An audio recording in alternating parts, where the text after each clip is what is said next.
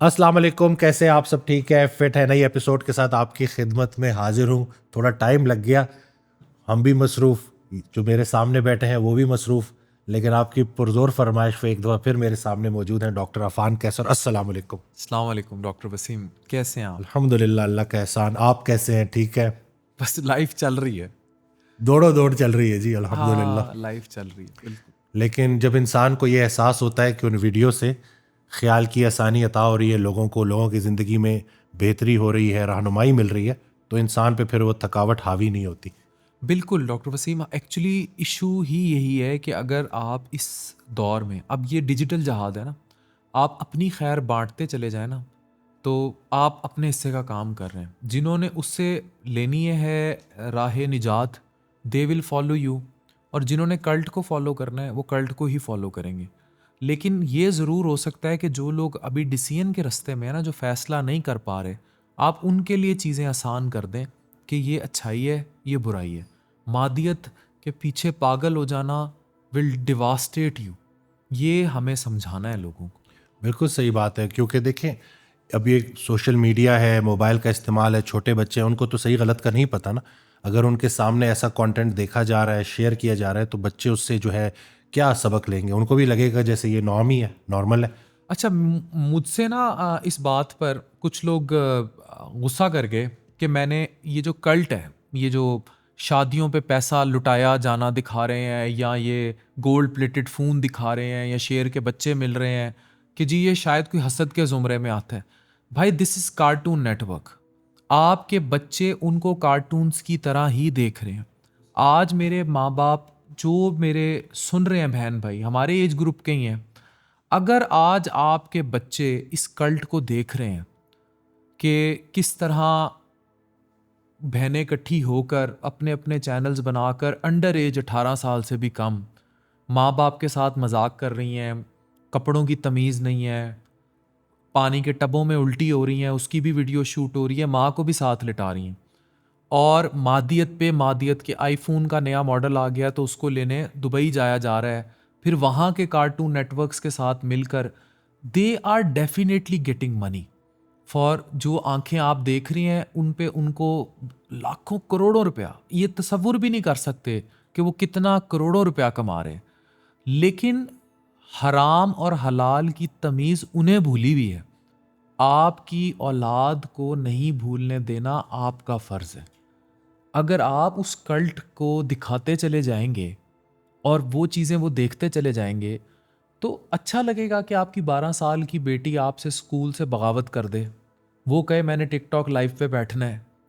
और इसमें इतना हैवी पैसा है कि ये लोग अपनी इस किस्म की एप्स भी लॉन्च कर रहे हैं, ये यहाँ की सेलिब्रिटीज़ को भी इसमें इन्वॉल्व कर रहे हैं। ये आने वाले वक्त में हमारी गवर्नमेंट के लिए, यहाँ के पूरे पेरेंटिंग सिस्टम के लिए और हमारे कल्चर के लिए, ये बीगो लाइव, ये टिकटॉक लाइव, ये जितना लाइव कल्चर और इस किस्म की लोकल एप्स, ये इतना बड़ा अजाब बन जाएंगी। इतनी गंदी गंदी गालियां दे रहे हैं। उस दिन वो एक क्लिप आई है, तो मुझे ऐसे लगा कि जैसे कोई वो नीचे लोग कमेंट्स कर रहे हैं और उसमें भी एक दूसरे को गालियां दे रहे, तो बड़ा इसको एक फैशन बना दिया आम लोगों ने। घरों की लड़कियां हैं, आम घरों की लड़कियां, सुबह वो हो सकता है किसी स्कूल में उस्तानी हो, लेकिन उसको कोई और ड्रैग करके कि टिकटॉक लाइव में बड़ा पैसा है, वो इन इन भेड़ियों के सामने बिठा देती हैं, और फिर वो उनसे उस मैच पड़ गया जी, उसके ज़रिए वो गंदे काम कराते हैं। और अल्टीमेटली यही वो चेन है जो अल्टीमेटली लोगों को ले जाती है फिर दुबई, अबू धाबी, और pill culture, dance culture, party culture. इस time you and me are sitting in Islamabad. हम इनकार कर सकते हैं यहाँ के मुख्तलिफ सेक्टर्स में, फ़्लैटों में, बंद कमरों में क्या हो रहा है म्यूज़िक चला के? कितने मसाज सेंटर्स हैं, पार्लर्स हैं, स्पा सेंटर्स हैं। अगर आप और मैं यहाँ पढ़ा रहे हैं तो हम किसी वजह से बात कर रहे हैं ना, हमने अल्लाह को जान देनी है, पर नहीं तो हम भी चले जाएं पार्टी में। उस दिन एक साहब आए, कुल कमाई जो जमा पूंजी थी उससे फ्लैट खरीदा, इधर ही हमारे आसपास ही, और फिर वो फ्लैट बेचना पड़ गया क्योंकि वहाँ पे जो एक्टिविटीज़ हो रही थी, वो कहते हैं किसी भी शरीफ नफ्स इंसान के लिए किसी सूरत भी वो गवारा नहीं कर सकता। तो कहते हैं कुल जमा पूंजी थी, अब मुझे वो फॉर सेल लगा दी है मैंने कि मैं निकलूँ किसी कोने खुदरे में जाऊँ, कम से कम इन लोगों से तो बचूँ। मैंने जब एतराज़ उठाया तो कहते तुम अपने काम से काम रखो। तो ये बिल्कुल हकीकत है जी। बल्कि हज़रत वासिफ़ अली वासिफ़ रहमतुल्लाह एक ऑडियो में इरशाद फरमाते हैं, अगर किसी राइटर ने कोई गुनाह लिखा और उस गुनाह को बड़ा इंजॉयबल बना दिया लिखते हुए, जितने लोग उस बंदे की उस तहरीर को पढ़ के उस गुनाह की लज्जत लेते रहेंगे, उनको गुनाह मिलता रहेगा, उसको गुनाह मिलता रहेगा जिसने वो लिखा था। तो अब आप सोचें कि ये कंटेंट अगर पढ़ा हुआ है और उसको देख के कोई बंदा मोटिवेट हो रहा है और वो भी गालम गलोच पे आ रहा है, खुराफात की तरफ आ रहा है, तो वो उसी तरह गुनाह में शामिल है जैसे वो बंदा जो कि करने वाला है। डॉक्टर वसीम, ये कल्ट इतना बढ़ चुका है, दे से कि हमने जो टिकटॉक लाइव से पैसे कमाए, हमने उसमें से कुछ दे दिए, तुमने हराम कमाए हुए पैसे से हज पे चले गए। मतलब ये जस्टिफिकेशन क्या देते हैं? वो तो अल्लाह के सामने और ओवर कॉन्फिडेंट होके खड़ा हो गया कि देखो सब कुछ करके मैं आ गया हूँ। तो अल्लाह बचाए जी ऐसे पैसे से और ऐसी सोच से कि लोग अब अपनी गलती को भी देखें। सबसे बड़ी बदी क्या है कि जिसका पता ही ना हो कि वो बदी है। गलत रास्ते पे होने का एहसास सही होने की दलील है। तो अगर एक बंदा ओन ही नहीं कर रहा अपनी गलती और उस पर हठधर्मी के साथ कह रहा है कि मैं ऐसे ही करूँगा और उसमें से थोड़ा सा पैसा मैं सदका खैरात भी कर दूंगा ना, तो यह है कि मेरा वो पैसा साफ हो जाएगा, तो ऐसा नहीं है डॉक्टर जी। वसीम, वासिफ अली वासिफ साहब कहते हैं कि एक चीज़ हासिल है, एक चीज़ वो है जो मेरे रब की चाहत है, वो रब आपको देता जा रहा है नसीब वक्त के अकॉर्डिंग। एक वो है जो इंसान के अपने नफ्स की चाहत है कि इंसान खुद क्या चाह रहा है। अब उसको आग की तरह ये लोग ईंधन बन रहे हैं, फ्यूल कर रहे हैं, ये सो कॉल्ड फैमिली वीलॉगिंग और घरों में उन औरतों को नेगेटिवली डिपिक्ट करना जो आम रूटीन में घरों में सालन बना रही होती, शौहर की खिदमत कर रही होती, उनको रोडों पर ले आना और उनको दिखा दिखा के यूट्यूब पर व्यूज़ कमाना। वो ख़वातीन नहीं जो पावर वुमेन है, जो काम कर रही हैं, डॉक्टर इंजीनियर, वो आए मीडिया पे, लेकिन इनको दिखाकर उसके बाद आप इमेजिन करें कि आपकी अहलिया है, आप उसके मुंह पर मेकअप करते हैं और पूरा उसका मजाक तमाशा बनाते हैं और उसके बाद उसके माथे पे सब्सक्राइब लिखते हैं और उसके बाथरूम तक में कैमरा लेकर घुस जाते हैं। वो औरत तुम्हारे निकाह में नहीं है, निकाह में होने के बाद तुम पे क्या फ़र्ज लागू हुए थे? मतलब कोई रिस्पेक्ट नहीं रहने दी। इस्लाम तो औरत की रिस्पेक्ट, इज्जत, हुर्मत पर मर मिटने का मर्द को कहता है। और यहाँ क्या है? यहाँ है वो हासिल और ला हासिल का फ़र्क। एक उस इंसान की ज़ाती नफ्स की चाहत है, Maldives, Dubai, Abu Dhabi, apartments, properties, private jets, गाड़ियाँ, अयाशी। एक चाहत वो है जो मेरे रब की चाहत है, जो आपके नसीब के अकॉर्डिंगली आपको मिलनी थी। अब इन दोनों में जो फ़र्क का नाम है ना, वो फ़र्क वासिफ़ अली वासिफ़ साहब, उसको डिप्रेशन, मायूसी, इवन कुफ्र तक वो आपको ले जाता है। यही आपसे गलत कराएगा। अगर आपकी बीवी है, वो बेगम है किसी फ्रूट वाले की, वो बेगम है किसी परचून वाले की, किसी पंसार वाले की, अब उसको गोल्ड प्लेटेड आईफोन पसंद आ गया, जो ये शादियों पे दिखा रहे हैं और पैसे भी उड़ा रहे हैं और डांस कर रहे हैं, घरों की औरतें नचवा रहे हैं। अब वो औरत का अगर दिमाग ख़राब होना शुरू होता है और उसको ऑफ़र आ जाती है किसी ऐसे मर्द की तरफ से जिसके पास पैसा है और वो उसकी उन नफसानी नाजायज़ ख्वाहिशात को पूरा कर देगा, तो औरत बंदा बशर ही है, वो जाएगी एक्स्ट्रा मैरिटल अफेयर्स में। यहाँ से शुगर डैडी कल्चर का आगाज़ होता है। ऐसा हो रहा है हमारे यूनिवर्सिटी कॉलेजेस में। सारी हॉस्टल में ख़वातीन ऐसी नहीं, लेकिन हॉस्टल में या इवन आम घरों में बच्चियाँ ये काम करने पर मजबूर हैं कि वो एक तरफ बाहर, मतलब वो भाई और बाप में प्रोटेक्शन नहीं ढूंढती, बाहर बॉयफ्रेंड फंसाएंगी या फिर किसी अडल्ट बड़े से 40-45 साल की उम्र के शख्स से या 60 साल की दोस्ती करेंगी जो उनका शुगर डैडी होगा। ये कल्ट उन्हें, कार्टून नेटवर्क उन्हें वहाँ तक लेके जा रहे हैं। बल्कि यूनिवर्सिटीज़ में तो ये कॉन्ट्रैक्ट मैरिजेस, यानी कि जो वक्ती कि जब तक तुम दोनों स्टूडेंट हो तो तुम लोगों के बीच में एक छोटा सा निकाह पढ़वा देते हैं, जब तक इधर हो तो रिलेशनशिप बनाए रखना, और जब चले जाओगे तो बस फिर उसके बाद तुम किसी और जगह शादी कर देना। तुम और ये किसी बड़ा और कॉमन देश है, बिल्कुल। ये बड़ा कॉमन है। आप कितने ऐसे केसेस मैं देख चुका हूँ, हमारे तो कानून ने जो सुन लिया, अब क्या ही कहें हमारी जी। आंखों ने देख लिया है, हमने अपने क्लिनिक्स में ऐसे पेशेंट्स देख लिए हैं। लड़की आती है, वो बताती है कि जी मुझे 4 साल से एक्सप्लॉइट करता रहा है, इस्तेमाल करता रहा है। मैंने कहा बदले में क्या दिए? बदले में वही खर्चा देता रहा है। नहीं, निकाह से पहले तो उसके साथ इतना इन्वॉल्व क्यों रही? 4-5 साल का एजुकेशनल प्रोग्राम है, उस दौरान वो जो अपने ये होटलिंग, मतलब पागल ही हो गए। ये ब्रांड्स का कल्चर, तो ये पागलपन नहीं है तो और क्या है। बिल्कुल, ज़रूरत से ज़्यादा पैसा और ज़रूरत से कम पैसा इंसान को गुनाह की तरफ लेके जाता है। ये हज़रत वासिफ़ अली वासिफ़ रहमतुल्लाह का बड़ा प्यारा फ़िक्र है। सारा मसला इस ज़रूरत की है, तो अपनी उस ज़रूरत को डिफ़ाइन करना बड़ा ज़रूरी है। डॉक्टर वसीम, मर्द का ठर्क औरत का हुस्न है, औरत का ठर्क मर्द की जेब है। हाय हाय हाय, अल्लाह अकबर, वाह द वाह। मनी, जितना पैसा, जितनी मनी वो देखेगी, मतलब कभी आपने देखा है कि आप एक खातून को किसी शॉपिंग मॉल में छोड़ दें, वो रजती नहीं है। अगर उसके पास एक जूते के पैसे हैं ना, वो 400 दुकानें फिरेगी। इट मीन्स उसके अंदर कोई इन्नेट ख्वाहिश तो है ना वो जूता देखने की। इसी तरह कपड़ों के ब्रांड्स, अब लेगी वो वही जो उसकी जेब इजाज़त दे रही है, जितना उसका मर्द कमा रहा है या जितना वो खुद कहीं से अर्न कर लेती है। लेकिन अगर ये बोतल का जिन बाहर आ गया तो फिर क्या करेगी? तो इसलिए हम ये जब ये सब कुछ दिखा रहे हैं, ये मालदीव के दौरे, ये थाईलैंड के दौरे, ये बैंकॉक के ट्रिप्स, इसी वजह से पाकिस्तान में मैंने इसे कहा है डिजिटल प्रोस्टिट्यूशन।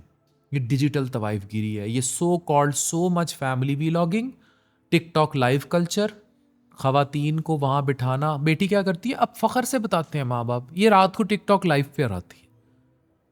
मतलब आप बड़े फ़ख्र से कह रहे हैं कि मेरी बेटी तवाइफ ज़ादी है।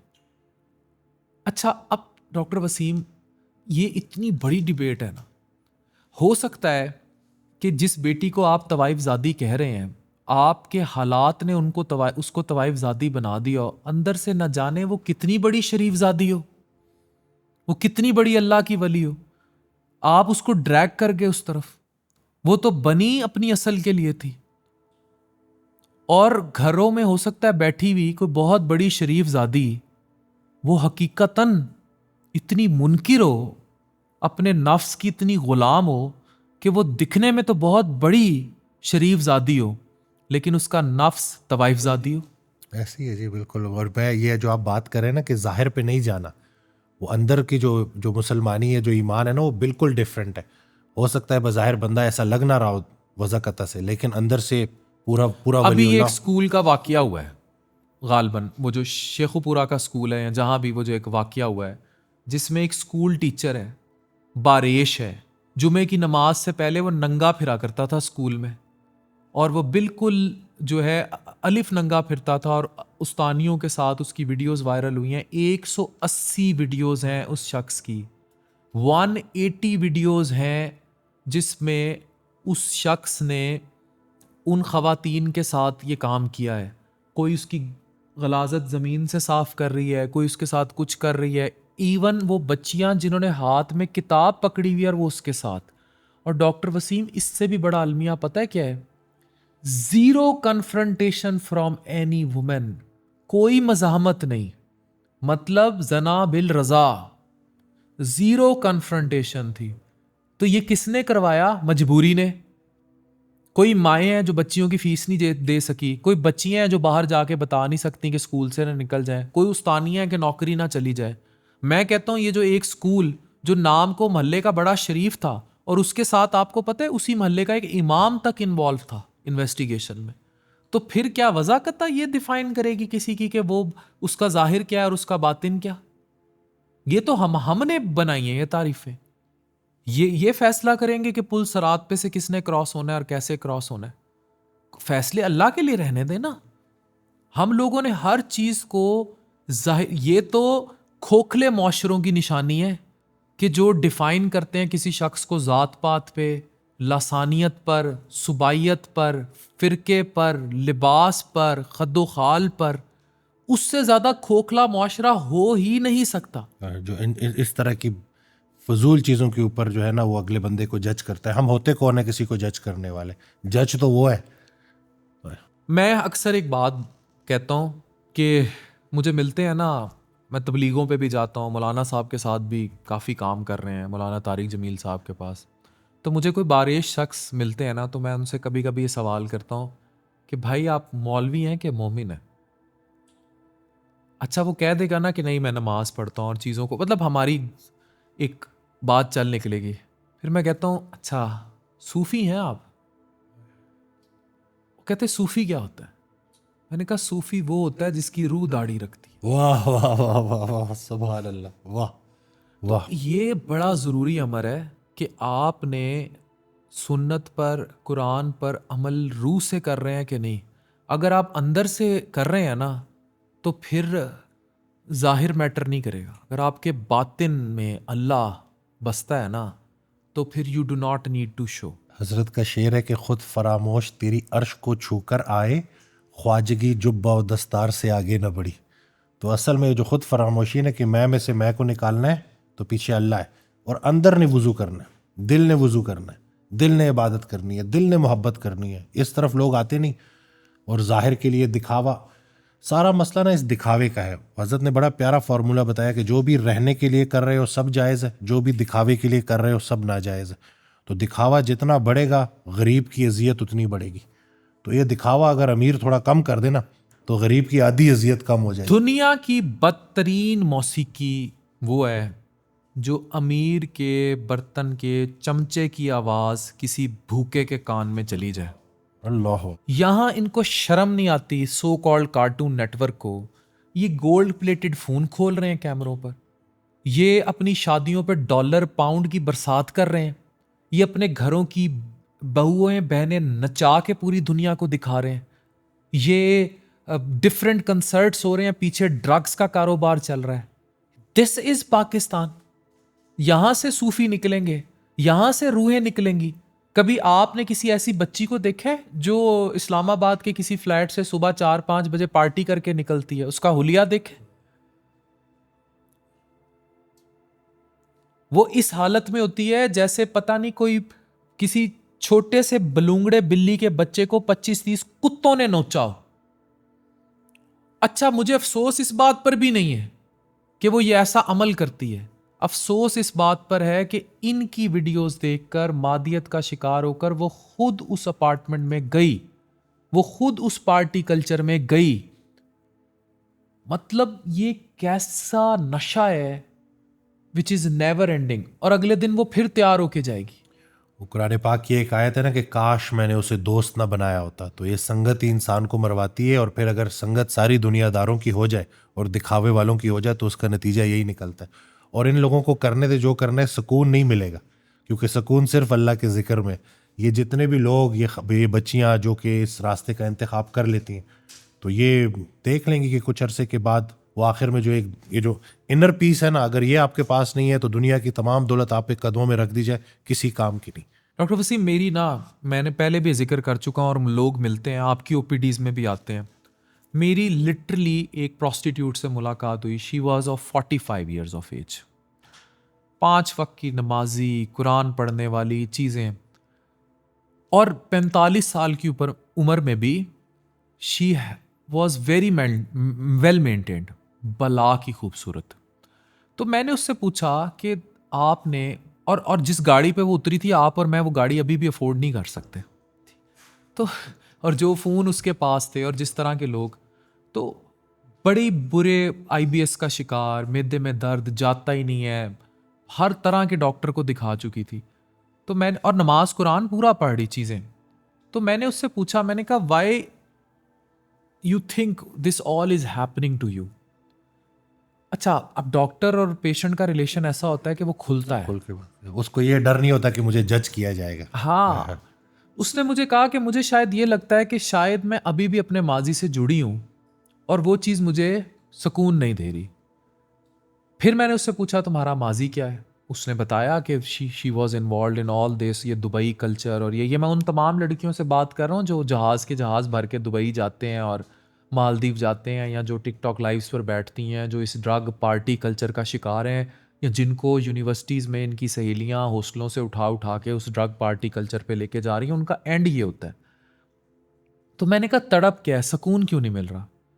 कहती मैं चाहती हूँ कि मेरी अल्लाह से अलिफ वाली लॉ, डायरेक्ट कनेक्शन हो, लेकिन मैं ये कपड़े, ये मेकअप, ये ज्वेलरी, ये गाड़ी, ये फ़ोन, ये मेरे पास कहाँ से आएगा? मैंने कहा तेरी जवानी भी तो जा रही है, जवानी भी तो चली गई, जब उसके जाने का दुख नहीं, वो भी एक मादी चीज़ थी ना, इस जिस्म ने भी चले जाना है, तो इनके जाने का दुख क्यों है? इसको भी जाने दो और अल्लाह से एक दफ़ा सच्चे दिल से माफ़ी मांग कर वो लॉ लगा कर कोशिश तो करो। जब आपने उस कनेक्शन को खुद ही पॉल्यूट किया हुआ है, हाउ कुड यू कि आपकी वो लॉ लग जाएगी? अब ना जाने कब, अब इनमें से बहुत सारियां जब इस दलदल में फंस जाती हैं ना, वो उससे निकलना चाहती हैं। उन्हें भी पता होता है कि इन ड्रग्स में सुकून नहीं है या इस मादियत में सुकून नहीं है, लेकिन ये कल्ट इतना बड़ा हो जाता है या वो मजबूर हो जाती हैं, जिस्म हाईजैक करके बैठा होता है रूह को, वो जान नहीं छोड़ता। वो कहते हैं ना कि इस शख्स पे साया हो गया है, ठीक है ना, ये जिन के कब्जे में है। तो आपकी रूह, आपके नफ्स, आपके जिस्म के कब्जे में होती और है। सबसे बड़ा जिहाद भी यही है, नफ्स के खिलाफ जिहाद। बिल्कुल। असल में हम समझते हैं कि जैसे जिस्म में रूह है, असल में रूह में जिस्म है, और वो जिस्म जब उसके ऊपर हावी होने लगता है, सूरह कहफ की आयत है कि ऐसे शख्स की बात ना सुनना जो हद से बढ़ गया है, जिसको मैंने अपनी याद से गाफिल कर दिया। और ये यानी कि ये वो साइंस है कि जिसमें अल्लाह ताला ने बोला है कि किसी इंसान में ये देखो कि वो हद को क्रॉस करने वाला है, जिसको मैंने अपनी याद से वो जो है गाफिल कर दिया है, वो मुझे याद नहीं करता, हद को क्रॉस करता है, तो ऐसे बंदे की बात भी नहीं सुननी। वो वजह यही है ना कि जब हम ऐसे लोगों को सुनेंगे तो जाहिर सी बात है कि हमारी भी गुमराही तो सनद हो जाएगी, हम गुमराही के रास्ते पे जाएंगे ही जाएंगे, क्योंकि जो हमारे रोल मॉडल्स हैं आखिर में अल्लाह फिर क़यामत वाले दिन बोलेगा कि इन्हीं के साथ खड़े हो। डॉक्टर वसीम, मैंने पिछले पॉडकास्ट में ना आपसे एक जिक्र किया था अल्लाह की वली औरत का। वो औरत होती है जिसकी ज़िंदगी में कोई मनपसंद शख्स आया और फिर उसने रज़ा, अल्लाह की रज़ा के लिए वो अपने शौहर और बच्चों की वफ़ादार होगी। जहाँ वो तहज्जुद में के सजदे में गिड़गिड़ा कर दुआ मांगती रही कि उसकी याद उसके दिल से चली जाए, जो उसका मनपसंद था, वही वो शख्स जो उसका ना मनपसंद था, वो उसके लिए और उसकी नस्ल की हिफाजत के लिए तहज्जुद में दुआएं मांगती है। उससे बड़ी अल्लाह की वली कोई नहीं। मैं आज आपको बरमला कहता हूं, मैं दर्जनों ऐसे मर्द देख चुका हूं, दर्जनों ऐसे मर्द देख चुका हूं। ये जो मर्द भी ये पागल हुए फिरते हैं ना औरतों के पीछे, हर रात नई लड़की चाहिए, हर रात ये कल्चर, मैं ऐसे ऐसे मर्द देख चुका हूं जिन्होंने माजी में किसी मनपसंद औरत को खोया है और उसकी आंखों के नशे के सरूर में उन्होंने तहज्जुद के सजदों में अल्लाह से मुलाकात की। वो और जहाज हकीकत बन जाता है। बिल्कुल ऐसे वो हुई क्यों? क्योंकि वो अल्लाह की रजा पर, एक तेरी चाहत है, एक मेरे रब की चाहत है, और उन्होंने उस चाहत को दिलो जान से कबूल किया। फिर सजदा तो उस आंख के नशे में किया, आंख खुली तो सामने मेरा रब था, क्योंकि वो वफादार हो गए उस औरत के और उसके बच्चों के। तो वो तमाम मर्द जो शादी के बाद भी अपना पिछला अफेयर लेकर चलते हैं ना, वो मेरे रब की चाहत में इंटरफेरेंस करते हैं। उन्हें कभी सुकून नहीं मिलेगा, ना अपनी बीवी से, ना अपने बच्चों से, ना अपने कारोबार में, ना दुनिया में, और ना आखिरत में। उस दिन एक खातून आई, वो उन्होंने ना बड़ी प्यारी बात की कि कब्र में जब फरिश्ते पूछेंगे ना कि तेरा रब कौन है, तो मैं ये जवाब दूंगी कि मेरा रब वो है जिसकी खातिर मैं बहुत कुछ कर सकती थी लेकिन मैंने कुछ नहीं किया। तो वो इतनी पीसफुल और इतनी मुस्कुराता चेहरा, और कहती हैं कि दुनिया में तो मैं नाकाम हो गई लेकिन बस अब अल्लाह से मुलाकात की देर है। और जो वो खैर की बातें कर रही थी, तो वो एक इंसान का दिया हुआ गम कैसे आपको अल्लाह के करीब कर देता है और आपका पर्सपेक्टिव ही चेंज हो जाता है towards life, towards hereafter. तो ये बिल्कुल ऐसी है जी कि जिसको गम में गम देने वाले का ख्याल आ गया, वो गम उसको सरफराज कर गया। तो ये बड़ा समझने वाला पहलू है। हम बस वो लोगों में उलझे रहते हैं ना, मकसद बंदा है तो नतीजा भी बंदा है, मकसद अल्लाह है तो नतीजा भी अल्लाह है। तो उस दिन बड़ी प्यारी ऑडियो थी हज़रत की, उसमें इरशाद फरमाते हैं कि तवक्कुआत को मोमिन करो, यानी कि अपनी तमाम तवक्कुआत अल्लाह से रखो। तवक्कुआत मोमिन हो जाए तो ज़िंदगी मोमिन हो जाती है। हमारी तवक्कुआत ही लोगों के साथ है, दिखावे के साथ है। मोमिन होंगे तो सूफी होंगे, ऐसे और ही है। सूफी इज योर अल्टीमेट डेस्टिनी। अल्लाह को मानना और अल्लाह की मानने में ज़मीन आसमान का फ़र्क है जी। हाँ, हम अल्लाह को मानने में भी अभी बहुत पीछे हैं। मतलब हम अल्लाह की को तब हम अल्लाह की रज़ा बिल अल्लाह पर नहीं है। मतलब हम लोगों ने कौन सी बुराई ऐसी है जो हम नहीं वो करते? ज़बान से कह देना और अमल से कह देना। हम ज़बान से अल्लाह को मानते हैं, हम इवन 5 वक्त की नमाज भी पढ़ते हैं, लेकिन हम रूह से, क्योंकि हम प्रैक्टिकली उस चीज़ की प्रस्तिश नहीं कर रहे, तो ट्रस्ट मी हर वो शय शिर्क के ज़ुमरे में है, या तागूतियत एटलीस्ट कह लें कि ज़ुमरे में है, जो अल्लाह के हुकाम की मनाफी है। तो फिर हाउ कुड यू से कि आप अल्लाह को दिल से मानते हैं? इट मीन्स अगर आपको तो यकीन फिर आपके लिए तो आईफोन है ना, आपके लिए तो दूसरा जहां जो है वो ब्रांड्स हैं, कपड़े हैं, फैशन है, कंसर्ट्स हैं, डांस हैं, पार्टी कल्चर है। अब पाकिस्तान में कंसर्ट कल्चर बड़ा आम होता जा रहा है, ये रैप कल्चर, ये डांस कल्चर, ये इतना बुरा नहीं था। कभी आप डॉक्टर वसीम, कभी आप किसी कंसर्ट में जाएं जहां लड़के और लड़कियां इस्लामाबाद, कराची, लाहौर में डांस कर रहे होते हैं नीचे इकट्ठे, और उस फ्लोर पे जो ड्रग कल्चर और ये सब चल रहा होता है, कभी आप वहाँ खड़े हों और आप बिल मुशाफा आपकी मुलाकात इंसान नहीं हैवान से होगी। हम उस हैवानियत के रास्ते पर चल निकले हैं, और हमें इस हैवानियत पर चलाने में 100 नहीं 200% हाथ है उस इंस्टाग्राम फिल्टर्स का, उन मालदीव्स की नंगी तस्वीर का, उन बरहन्ना किस्म की ये वीलॉग्स का, इस सो कॉल्ड घर में बैठी औरत को नंगा करके उसके साथ प्रैंक्स करके दिखाने की सो कॉल्ड वल्गर फैमिली वो जहन वीलॉगिंग साजी का। हो रही है ना लोगों की, बिल्कुल। आपके बच्चे उस कल्ट में बड़े हो रहे हैं, they follow them like hell. क्या तरबियत कर रहे हैं? मैं वालदैन से सवाल करता हूं, आप क्या तरबियत कर रहे हैं? अगर आपके बच्चे देख ही ये रील्स रह रहे हैं, ये शॉर्ट टाइम डोपामीन एडिक्शन का शिकार है, आप समझते हैं कल को वो आपका ताबेदार होगा? सवाल ही नहीं पैदा होता। वो आपके आगे खड़ा होगा?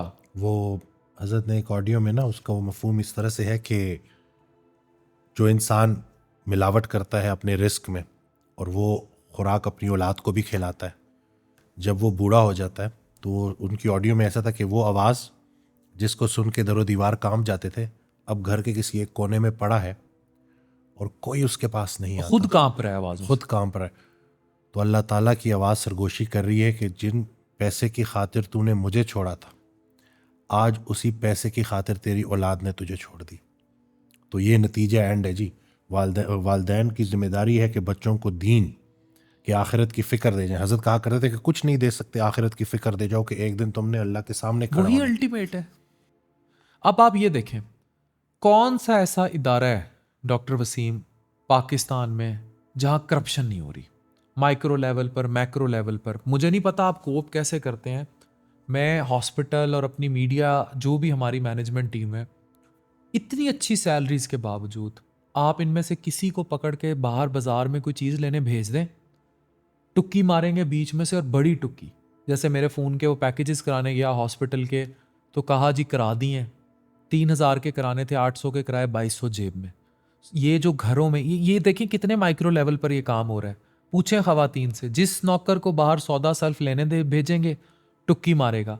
और शर्म नहीं आती उन दुकानदारों को, वो झूठे बिल बना के देते हैं, जान के गलत बिल बना देंगे, और इनको ये भी नहीं पता कि इसका भी पकड़ होगी, कि किसी घर से पता नहीं कैसे वो बेचारी औरत पैसा जोड़ती है और उसको सौदा सल्फ लेने भेजा है, सब्जी लेने भेजा है।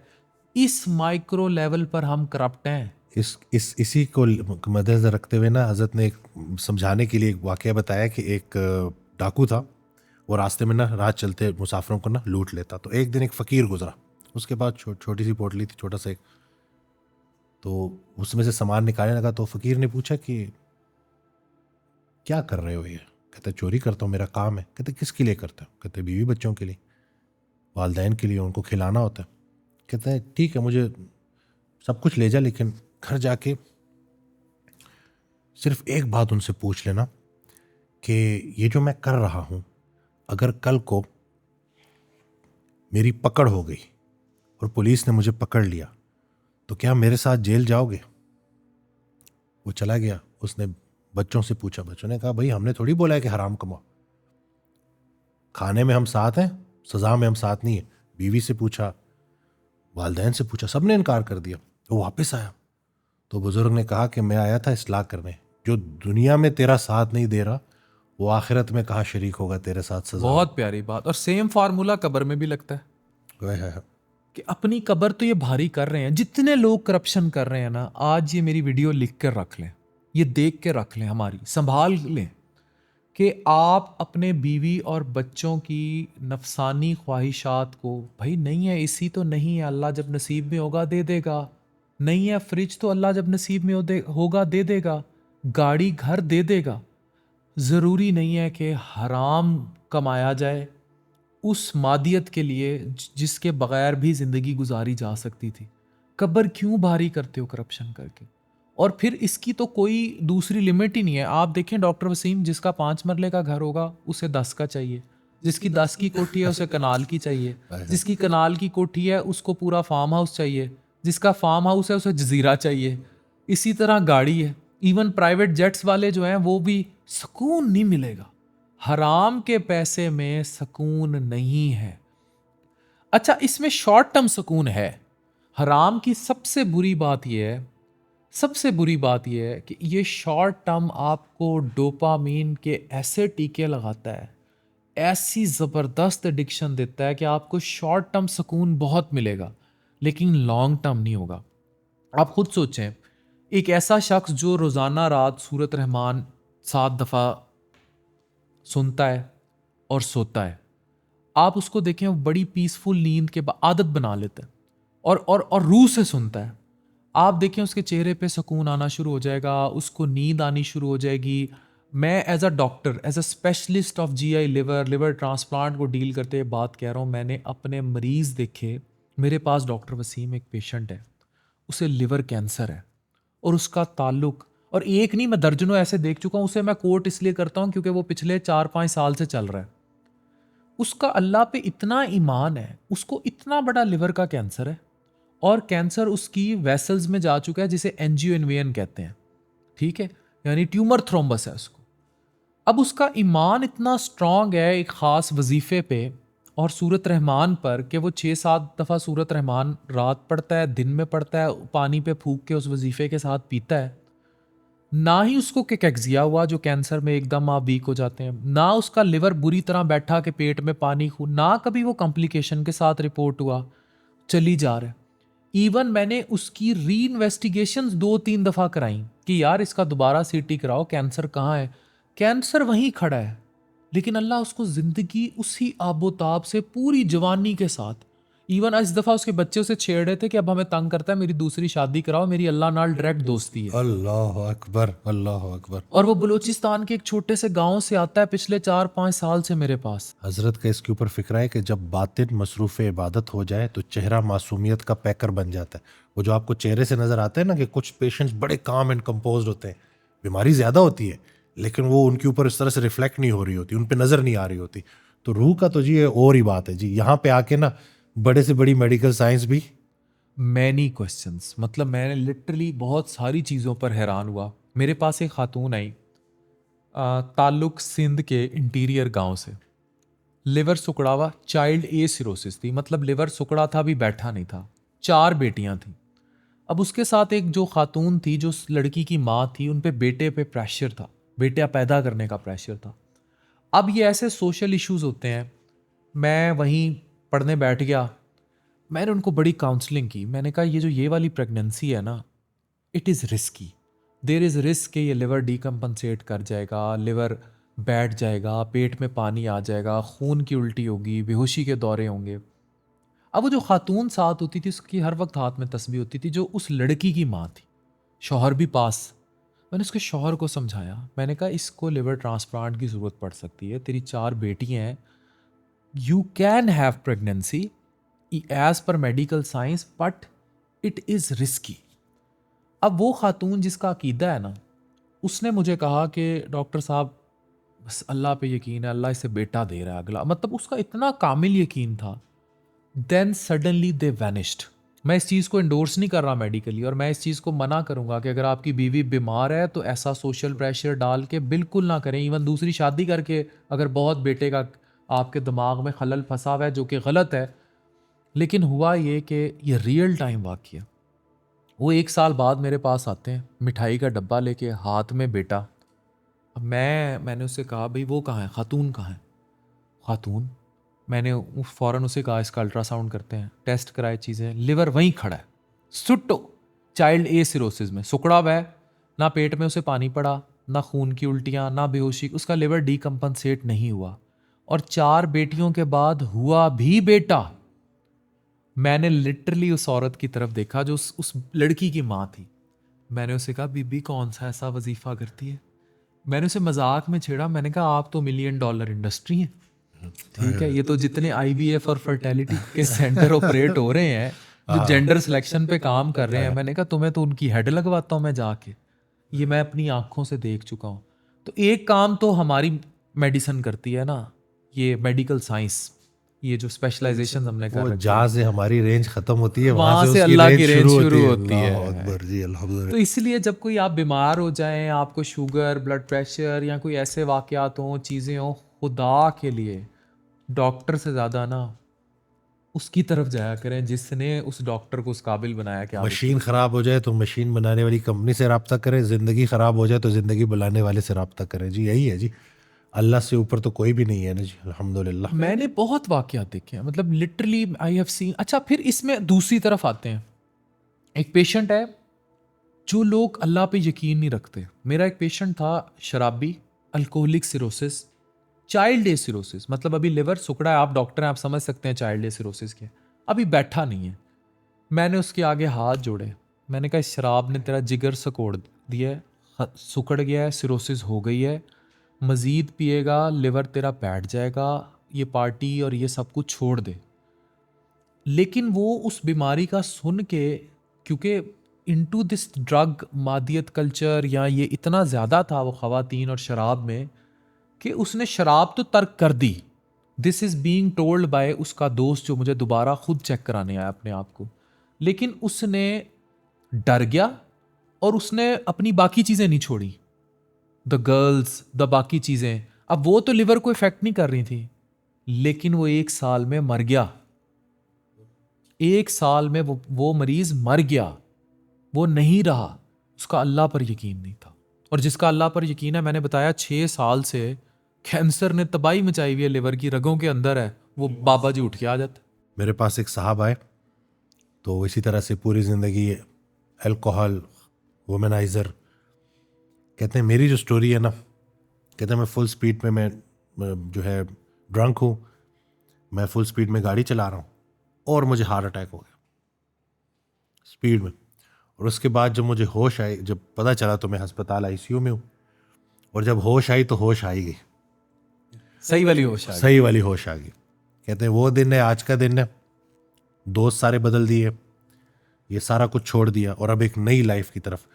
तो अभी जब मैं मुड़ के उस एक्सीडेंट का सोचता हूँ, तो मैं ये सोचता हूँ, अपने आप से क्वेश्चन करता हूँ कि वो तकलीफ थी या राहत थी। हर वो तकलीफ जो आपको अल्लाह के करीब कर दे, अल्लाह का सबसे बड़ा तोहफा है। और कहता है कि मेरी पूरी फैमिली में ना, मैं देखता था सारे नेक शरीफ अल्लाह वाले, एक बीच में मैं बिगड़ा हुआ। तो मुझे ऐसा लगता है कि वो उनकी दुआएं मेरा पीछा कर रही थी और वो दुआ करते कि अल्लाह इसको ठीक कर दे। तो वो एक्सीडेंट भी एक तोहफे की तरह आया और मेरी आंखें खुल गई। तो ये बड़ी ब्लेसिंग है जी। वो हज़रत का एक फ़िक्र है ना कि गाफिल की आंख तब खुलती है जब बंद होने वाली होती है, और तब खुली भी तो क्या खुली। तो ये वीडियोस जितनी भी हैं जो हम बना रहे हैं, जो हमारी कोशिश है कि लोग थोड़ा सोचें, अपने साथ वक्त गुजारें कि चाहते क्या है, काजर मूली की तरह आके कट जाना है या कोई अल्लाह ने किसी पर्पस के लिए भेजा। डॉक्टर वसीम, ये हमारे रियल टाइम एक्सपीरियंसेस है ना, हमें जो अल्लाह मियाँ की एक अता है ना, we deal in public with their elements. और जो डॉक्टर होता है ना, मसीहा, हमें अक्सर लोग कहते हैं डॉक्टर्स हैं, why they talk like this, और ये सारा रूह, हमने 4 कंपोनेंट एड्रेस करने हैं। The sexual life, the physical, जो आपकी फ़िज़िकल है, जैसे फिटनेस है, बाकी चीज़ें हैं, आपकी रूह, योर स्पिरिचुअल लाइफ, और आपकी ज़हनी है। बिल्कुल, ये 4 कंपोनेंट हैं और ये सारे इंटरकनेक्टेड हैं। अब मैं एक बहुत इंपॉर्टेंट टॉपिक पर आपसे बात करूंगा, जो मियाँ बीवी के दरमियान आजकल हमने एक इशू पर बात की हुई, सेक्स लेस मैरिज। यानी शादी है, मियाँ बीवी एक ही घर के अंदर रहते हैं, लेकिन मर्द इतना बाहर इन्वॉल्व है सेक्सुअली कि वो बीवी के करीब भी नहीं जाता, और उसकी वजह से जो खातून है शी या बाहर औरत के साथ इन्वॉल्व है। अब औरत का घर हमेशा दूसरी औरत तबाह करती है, उसने उस पर कंपल्शंस लगाई हुई हैं कि तू उसके करीब नहीं जाएगा, और वो देखो जिसके साथ निकाह में है उसके हकूक नहीं पूरे कर रहा, और जिसके साथ जो जो जो उसको हराम काम की तरफ है उसके वादे पूरे कर रहा है। उसकी आशिक बना हुआ है ना उसका अजय डोपामिन देवगन। ज्यादा है ना, हाँ, उसका ऑक्सीटोसिन भी ज्यादा है उधर। ऑक्सीटोसिन भी उधर ज्यादा है। अल्लाह, तो लज्जत है ना, हराम में लज्जत ज्यादा है। अब ये जो सेक्सलेस मैरिजेस हैं इसकी मल्टीपल रीजंस हो सकती हैं। जाहिर है घरों में कन्फ्लिक्ट्स, फिर हमारे कुछ ख़ानदानी स्ट्रक्चर्स ऐसे हैं, जैसे ओवरसीज़ बेचारे बीवी यहाँ है, वीज़े नहीं लग रहे, 5-5 साल, गरीब हैं, घर नहीं आ सकते। इसकी वजह से जो मर्द और औरत और उनकी वजह से उनके बच्चों पर ज़हनी असरात आते हैं ना, इस चीज़ के तदारुक के लिए हमें आवाज़ उठानी है। अपने घर में देखें, जब शादी होती है क्या होता है, ढोल बाजी। वो पीके में सीन है ना कि वो कॉन्डम का पैकेट लेकर आता है, तो वो उसको कहता है कि ये बड़ी प्राइवेट चीज़ होती है। उसने कहा क्यों प्राइवेट होती है, वो उसको समझाता है कि इसलिए प्राइवेट होती है। तो उसने कहा कि फिर जब वो एक वेडिंग नाइट का सीन होता है, यानी सुहाग रात का, तो फिर इतने ढोल बाजे बारात बजा के पूरी दुनिया को क्यों बताया जाता है। तो जब आप किसी की बेटी ब्याह कर लाते हैं और इतनी आप एक बेड का इकोसिस्टम तश्कील देते हैं, अगर वो इकोसिस्टम सेटल्ड है, यानी उन दोनों के अज़दवाजी हकूक का इस्लाम में कितना हुक्म है, बहुत अगर वो पूरे हो रहे हैं, वो इकोसिस्टम ठीक है, तो आपका घर ठीक है। अगर वो डिस्टर्ब है, इंस्टा पे फिल्टर लगी ख़वातीन को देख देख कर, मादियत के पीछे, ये डांस कल्चर से, और बाहर औरतों में मुंह मार के हर रात नई बच्ची चाहिए, ठीक है। इवन दोस्तों में बैठ के दोस्त हेल्प करते हैं, और ऐसे दोस्त जो हेल्प करते हैं ना इस किस्म के, मैं इनके लिए टर्म यूज़ करता हूँ कांडों में, वो आपके दोस्त नहीं, वो शैतान है जो आपको उस तरफ लेकर जाते हैं। इसमें बीवियों का भी रोल होता है। डेफिनेटली उनको चाहिए कि घर का एटमॉस्फेयर इतना अच्छा रखें कि मर्द, अब बाज़ुकात औरतें शक इतना ज़्यादा करती हैं कि मर्द जिद में उस तरफ चला जाता है। बहुत सारे केसेस आए हैं आपने, हमारे मैंने पास, बड़े बिल्कुल। देखे हैं, वो शकी इतनी होती ये है। आप और मेरी ना फ्रीक्वेंसी ऐसी उसमें चल रही है कि अभी कोई मेरे ख्याल से कोई महीना पहले मैंने इतना कुछ सुन लिया ना, मैंने कहा क्या करूं कैसे हल निकले, क्योंकि वो बच्चे भी अफेक्ट हो जाते हैं, पूरा का पूरा फैमिली तबाह हो जाती है। तो मैंने कहा ऐसा क्यों, एक आइडिया आया कि ऐसा क्यों ना किया जाए कि जब शादी फाइनल हो गई है कि 6 महीने बाद शादी है, तो उस 6 महीने के लिए दोनों के लिए कोई एक इंस्टीट्यूट बनाया जाए मियाँ बीवी के लिए, जहाँ पे उनकी जहन साजी की जाए, उनको बहुत बड़ी सही बात मानों में ट्रेन किया जाए। सिर्फ ये जो शादी का सूट है या शादी के जूते हैं या जहेज़ है, इससे निकल कर वो 6 महीने जो दो लोगों ने आगे पूरी ज़िंदगी गुजारनी है, उनको ट्रेन किया जाए, उनकी कंपैटिबिलिटी को देखा जाए कि भाई वो कितना एक दूसरे के साथ जहनी हमांगी रखते हैं, या क्या डिफरेंसेस हैं, या लाइफ आगे कैसी होगी। उस तरफ तो कोई जाते नहीं, बल्कि मैं तो कहता हूँ कि ये सबसे आजकल के दौर में सबसे ख़तरनाक जुआ है कि आप किसी के साथ ज़िंदगी गुजारने वाले हो और आपको नहीं पता कि क्या होने वाला। अच्छा, ये 6 महीने की तैयारी क्या करेंगे?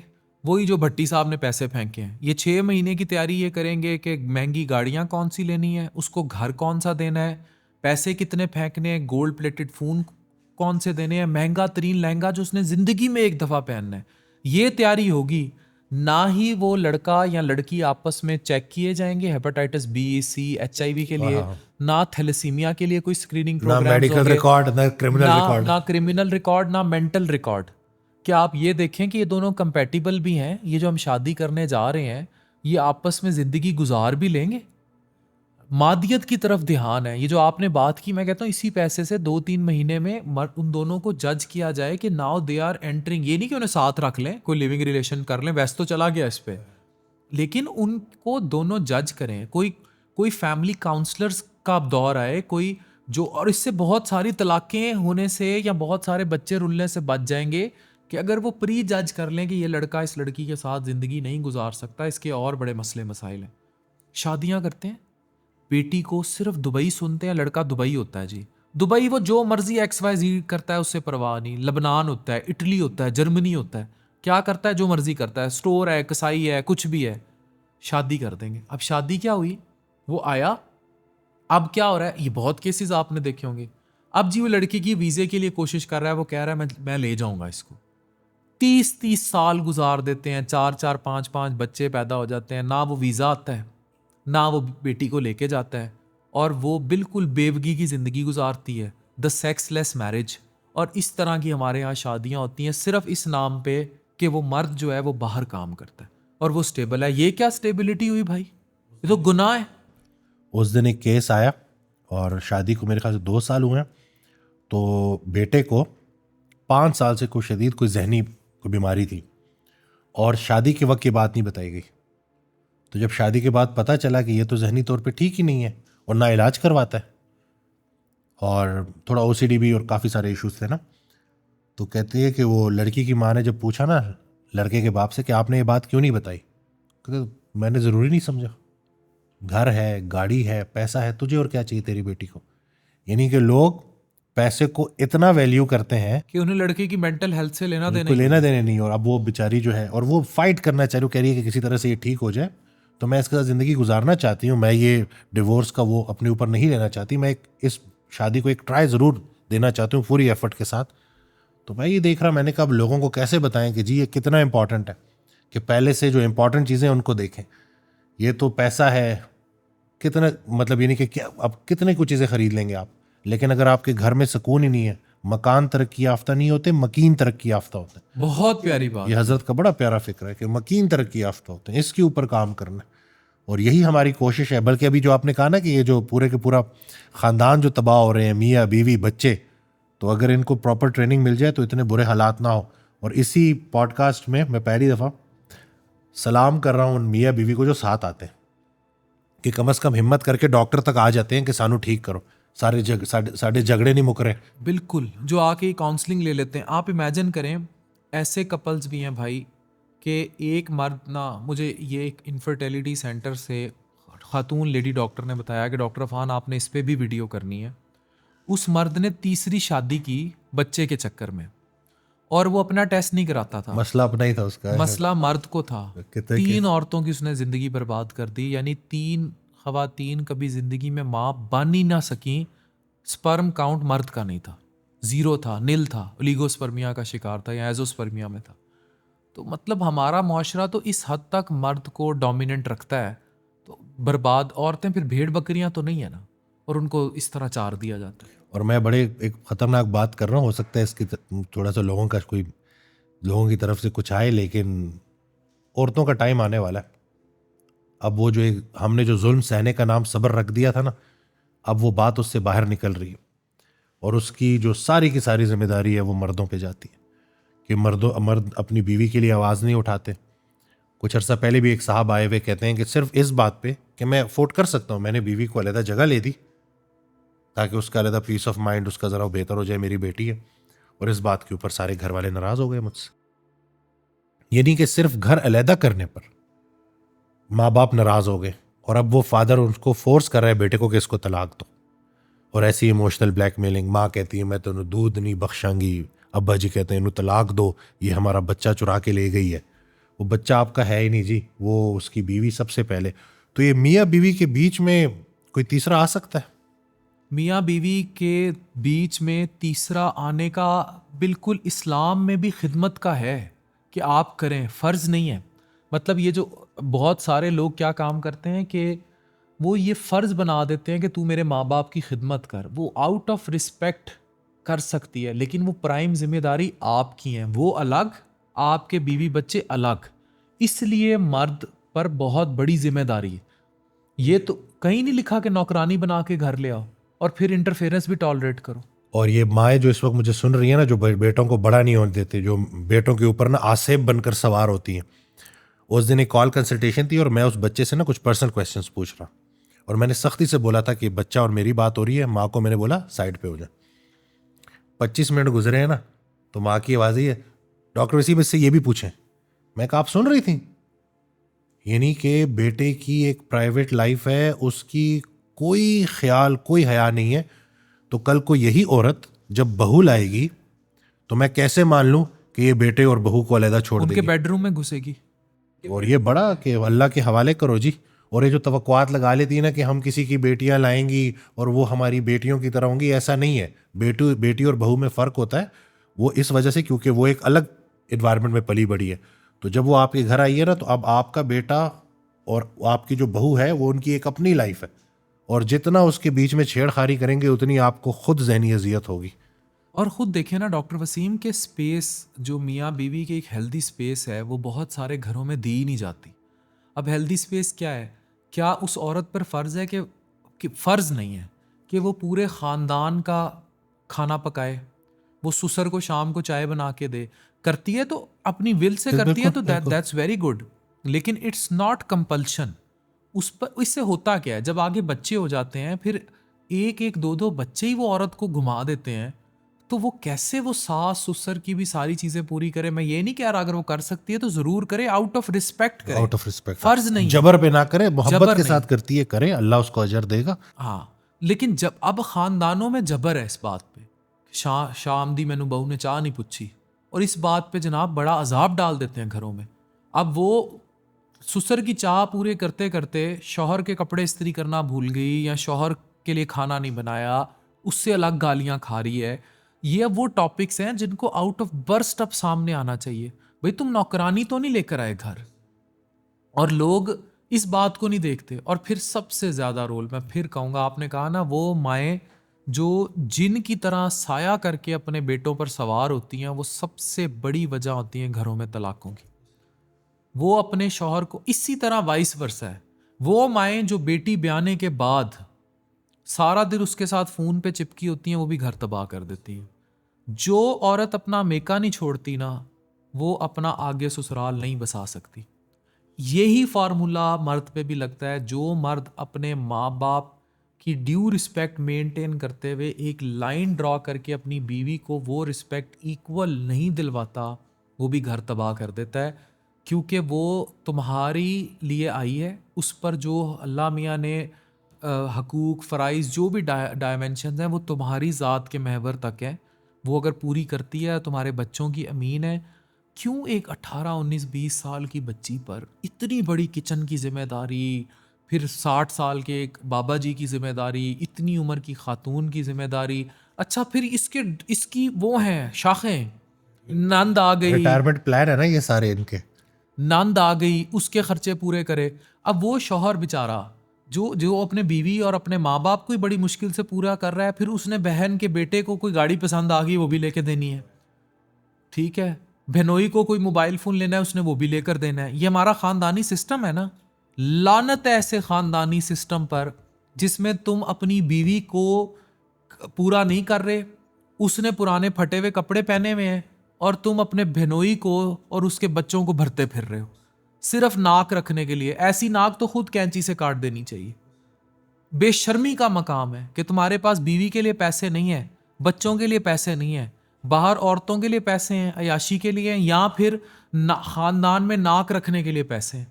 अभी तो मुझे सबसे बुरा जो कॉन्सेप्ट लगता है ना पाकिस्तान में, वो बारात और वलीमे का लगता है। अभी ये शादियों का सीज़न है ना, कर्जे उठा उठा के एक वक्त का खाना लेविश खिलाएंगे उन लोगों को जिन्होंने, तुम आज मर जाओ उनमें से आधे तुम्हारे जनाजे पे भी नहीं आएंगे, आधे भी तुम्हारे जनाजे पे नहीं आएंगे। और वो बेगम जो विधवा बेवा होके उधर बैठी होगी, वो नहीं हटेगी जगह से, वो नहीं हटेगी, वो बैठी होगी बेचारी। आप ये देखें, जितनी भी डॉक्टर वसीम आजकल ये शादियां हो रही हैं, ये लेविश पैसे उजाड़े जा रहे हैं। इवन अभी ये जो एक टिकटॉकर की शादी हुई है जिसे गोल्ड प्लेटेड फ़ोन मिले हैं, सारा कुछ है, ये अभी एक मुसीबत में फंसा था, ठीक है, जिस पर इस पर मुकदमे हो गए चीज़ें। पूछे उसको बुला के कितने लोग उसके साथ गए जो उसकी शादी में आए हुए थे, उस टाइम सारे भाग गए। आप इमेजिन करें, हम आप और मैं डॉक्टर हैं, हमने अटेंडेंट काम करने हो ना, हम कहते हैं इनू 4 दी खून दी बोतलां लगनगियां, इन्होंने कहो जरा खून जमा करान, सारे भाग जाते। तो तुम ऐसे लोगों को खिलाने के लिए 10-10 डिशों की पार्टियां कर रहे हो, इतने रोश खाने चल रहे हैं, चिकन चल रहे हैं, चपली कबाब चल रहे हैं, कढ़ाइयाँ चल रही हैं, चावल चल रहे हैं। मैं गारंटी से कहता हूँ, जिस दूल्हे और दुल्हन के लिए किया जा रहा है ना, अगर वो उस दुनिया पे ना हो या उनका कोई अजीज मर जाए, उनमें से 1/3 लोग भी जनाजे पे नहीं आएंगे।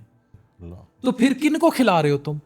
सादगी से निकाह करो, वही पैसा उस लड़की को और उस शौहर को दो, उससे वो अपनी आगे लाइफ बेहतर करें, कोई बिजनेस करें, कोई आगे बच्चों का सोचें, कोई मुस्तकबिल बनाएं।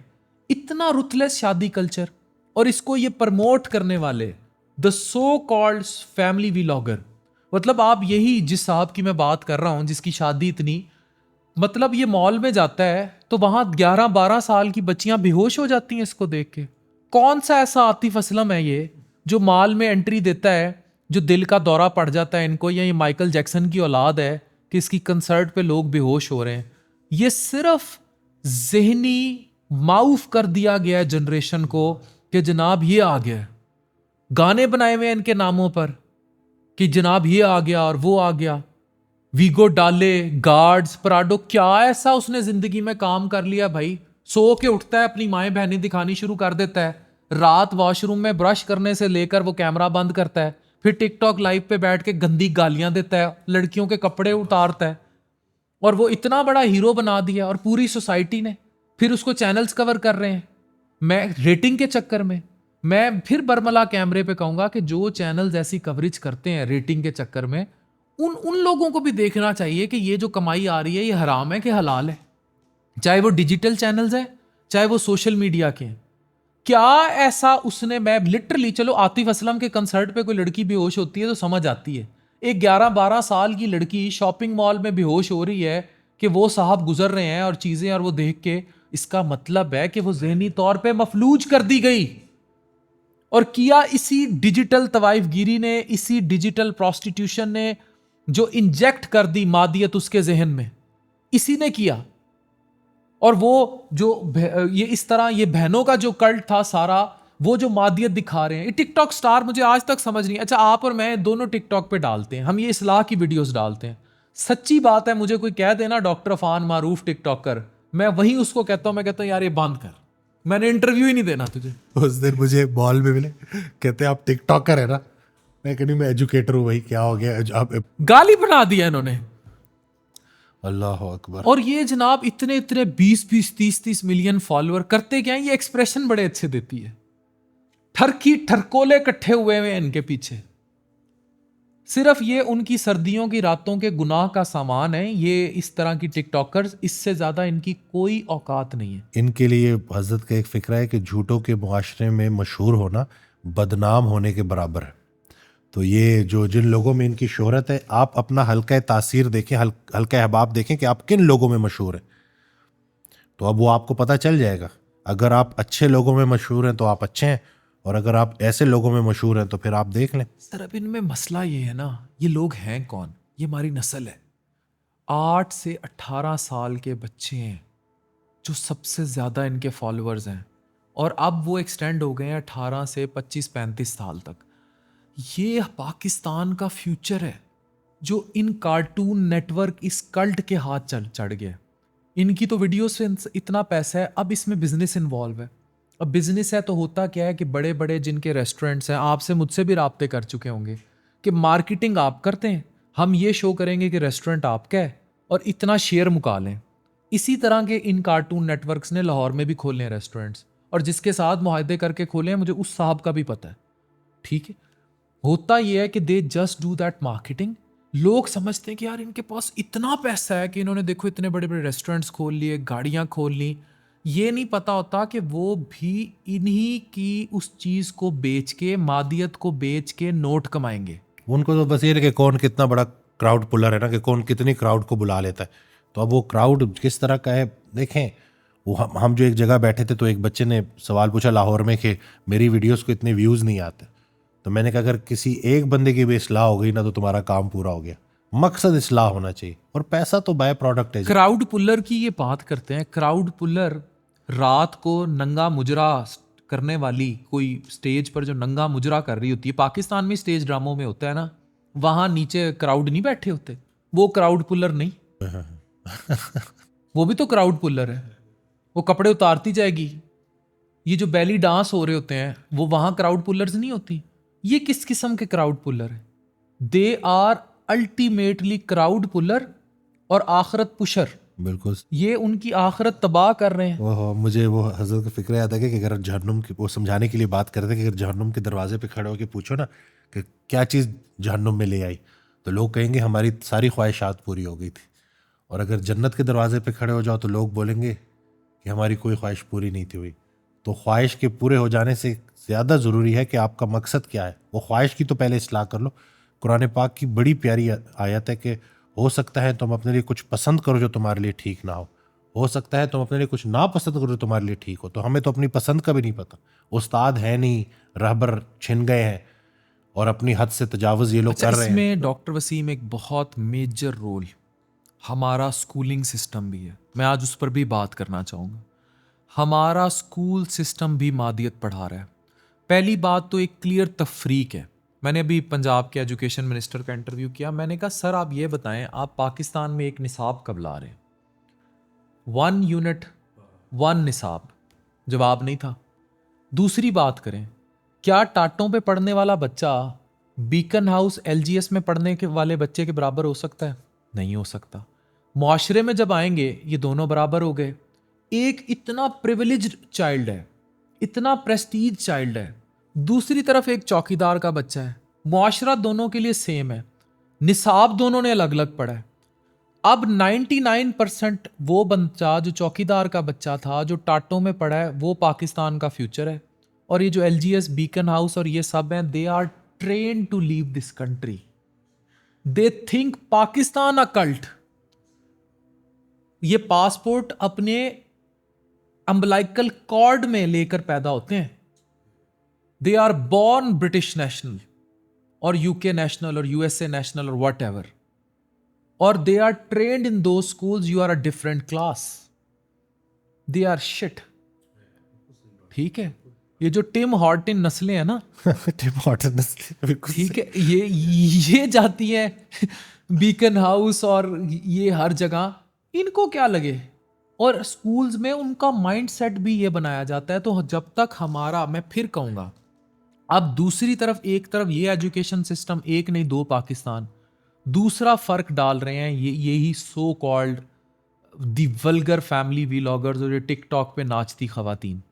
अब होता क्या है कि ये जब डिफरेंस डाल देते हैं, अब वो टीचर हैं। अब मुझे बताएं, आपकी, मेरी, हमारी नस्लें डॉक्टर बनना क्यों पसंद करेंगी जब उन्हें पता है कि डॉक्टर तो 20-25 हज़ार में धक्के खाता है, जबकि जो एक टिकटॉक स्टार है वो तो पूरा मॉल इकट्ठा कर लेती है। वो तो एक रात में एक शेर से 1,20,000 कमा लेती है, 60-70 हज़ार उसे कट के आ जाता है। इतनी एक MO की सैलरी नहीं है पिंडी, इस्लामाबाद, मुल्तान में, लाहौर में। ठीक है, वो क्यों करोड़ों रुपया आपका ज़ाया करके डॉक्टर बनेगी?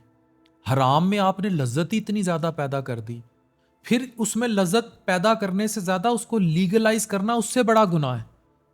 फिर आपके ये जितने मैंने आपको नाम लिए हैं, जितने बड़े स्कूल कॉलेजेस के कल्चर्स हैं, ये सारा कुछ है। अभी एक बहुत मशहूर निजी कॉलेज का इंसिडेंट हुआ था, ठीक है, वो सच था या झूठ था उस पर तो आज तक हकीकत सामने नहीं आ सकी, लेकिन आपने देखा कि स्टूडेंट्स ने असातिज़ा से बदतमीजी कितनी की। मैंने सवाल किया, उनकी एक एडमिनिस्ट्रेशन के बड़े बंदे से सवाल किया, मैंने कहा आपके पूरे तालीमी निज़ाम की सबसे बड़ी नाकामी, आप इतना बड़ा नेटवर्क हैं, इतने चैनल्स चलाते हैं, इतना सारा कुछ करते हैं, आप इतना बड़ा नेटवर्क हैं, आपका एक उस्ताद भी इस काबिल नहीं था कि जो स्टूडेंट्स को कहता कि मेरे मुंह की खातिर पुत्र बह जाओ, ये ना करो। इट मीन्स कि आपका पूरा एजुकेशनल सिस्टम ही मादियत पे घूमता था। मैंने कहा मेरे ख्याल में अगर आप आतिफ असलम को बुला लेते और वो कह देता ना, ये क्राउड को ठंडा कर देता, वो ठंडा कर देता। इट मीन्स आपने आतिफ असलम से बड़ा कोई उस्ताद पैदा नहीं किया आपके तालीमी सिस्टम। ये इनको समझ नहीं आती। तो हमारा एजुकेशनल सिस्टम जो है ना पाकिस्तान का, और इसकी तफरीक, इसका बंटवारा, ये सबसे बड़ा कल्ट है पाकिस्तान में। इसका बंटवारा बहुत खतरनाक है। मतलब सारा शर स्टार्ट ही यहीं से हो रहा है ना, कि वो फर्क ही इतना है जो बिल्कुल, एक तरफ टिम हॉर्टन नस्लें और दूसरी तरफ चाचा बशीर की नस्लें, और दोनों में इतना तफरका है कि आप तसव्वुर भी नहीं कर सकते। अब जब चाचा बशीर वाली नस्ल टिम हॉर्टन बनने की कोशिश करेगी तो वो किसी गरीब घर से 13-14 साल की उम्र में टिकटॉक पर नंगी आएगी। अल्लाह अकबर। ये समझना जरूरी। वो जितना डिफरेंस बड़ा है ना, उतना ही ये मसला फिर पेचीदा हो जाता है। बिल्कुल ऐसे ही है जी। और आजकल तो घर बैठे आप कुछ भी कर सकते हो। यही तो इनको समझ नहीं आ रही।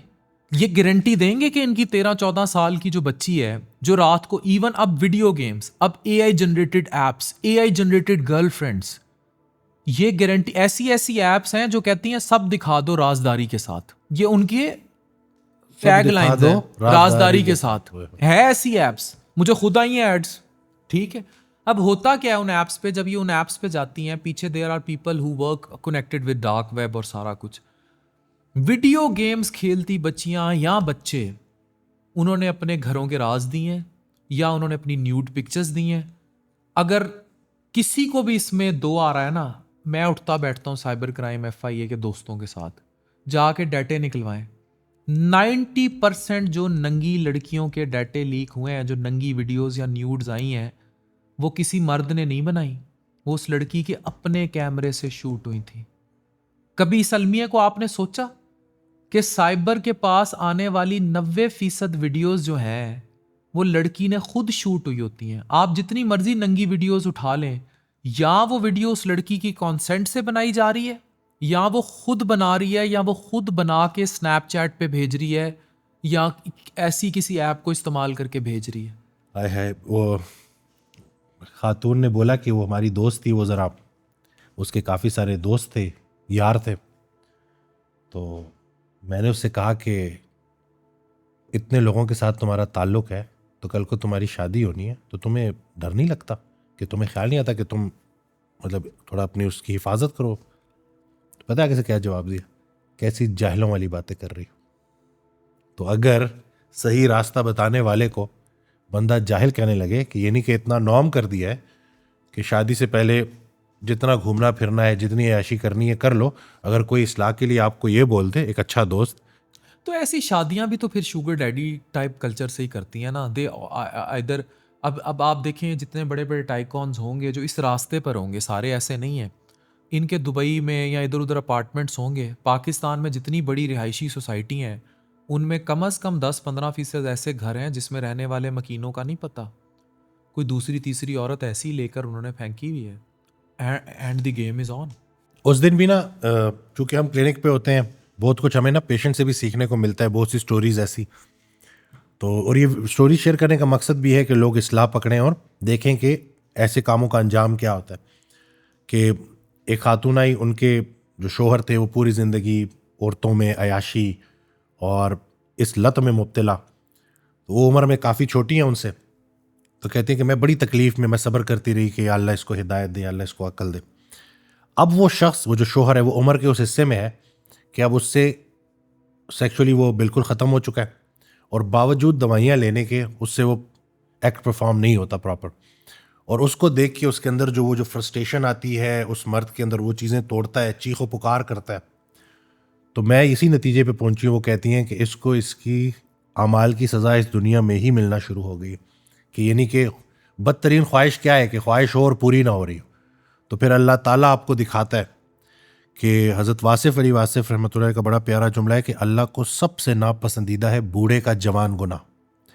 तो इस उम्र में कि बिल्कुल कब्र के करीब पहुंचे हुए हैं, और अब किस चीज़ की टेंशन है कि मुझसे वो काम नहीं हो रहा, शुगर डैडी, वही और सब। वो रहे, और उसके बाद, and this is very true. अच्छा, ये चीज़ सिर्फ सेक्सुअल लाइफ पर नहीं अप्लाई होती, या जो लोग इसमें, ये हर फील्ड ऑफ लाइफ पर है। आप उस औरत को फ्रस्ट्रेट देखेंगे जो जवानी में मर्दों को लुभाती रही अपने हुस्न से, जब बूढ़ी हुई और उन मर्दों ने उसको देखना छोड़ दिया, या वो और लड़कियों के पीछे चले गए, तो कभी आप उस खातून की ना इस्तराब देखें।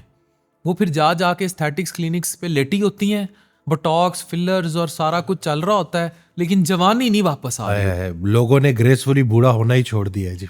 और people are making money out of your insecurities. कि आपको वो इतने प्रोसीजर्स करवा देते हैं ना, नज़र आपको वो नहीं आना जो आपको असल जो अल्लाह ने बनाया था, लेकिन उसी तलाश में इतना दूर निकल जाते हैं कि फिर हाथ कुछ भी नहीं आता। हर वो चीज़ डॉक्टर वसीम जो मादियत के गिर्द घूमती है ना, वो चीज़ सदा नहीं रहनी। सदा ना रहना जवानी ने, सदा ना रहना मापे, सदा ना रहना पैसा। मापे अगर ਤੁਹਾਨੂੰ ਸਹੀ ਰਾਹ ਤੇ ਰੱਖਣ, ਤਕਵਾ, ਪਰਹੇਜ਼ਗਾਰੀ ਸਿਖਾਣਗੇ ਤੇ ਤੁਸੀਂ ਠੀਕ ਰਹੋਗੇ। अगर आपके माँ बाप खुद, मैं अक्सर एक बात कहता हूँ कि हमारे बच्चों को जो नानियाँ दादियाँ मिल गई ना, वो जो हमें मिल गई वो हमारे बच्चों को नसीब नहीं होनी। ये फूड पांडा नानियाँ दादियाँ आनी है जो अब आने वाली नस्ल को नसीब होनी है।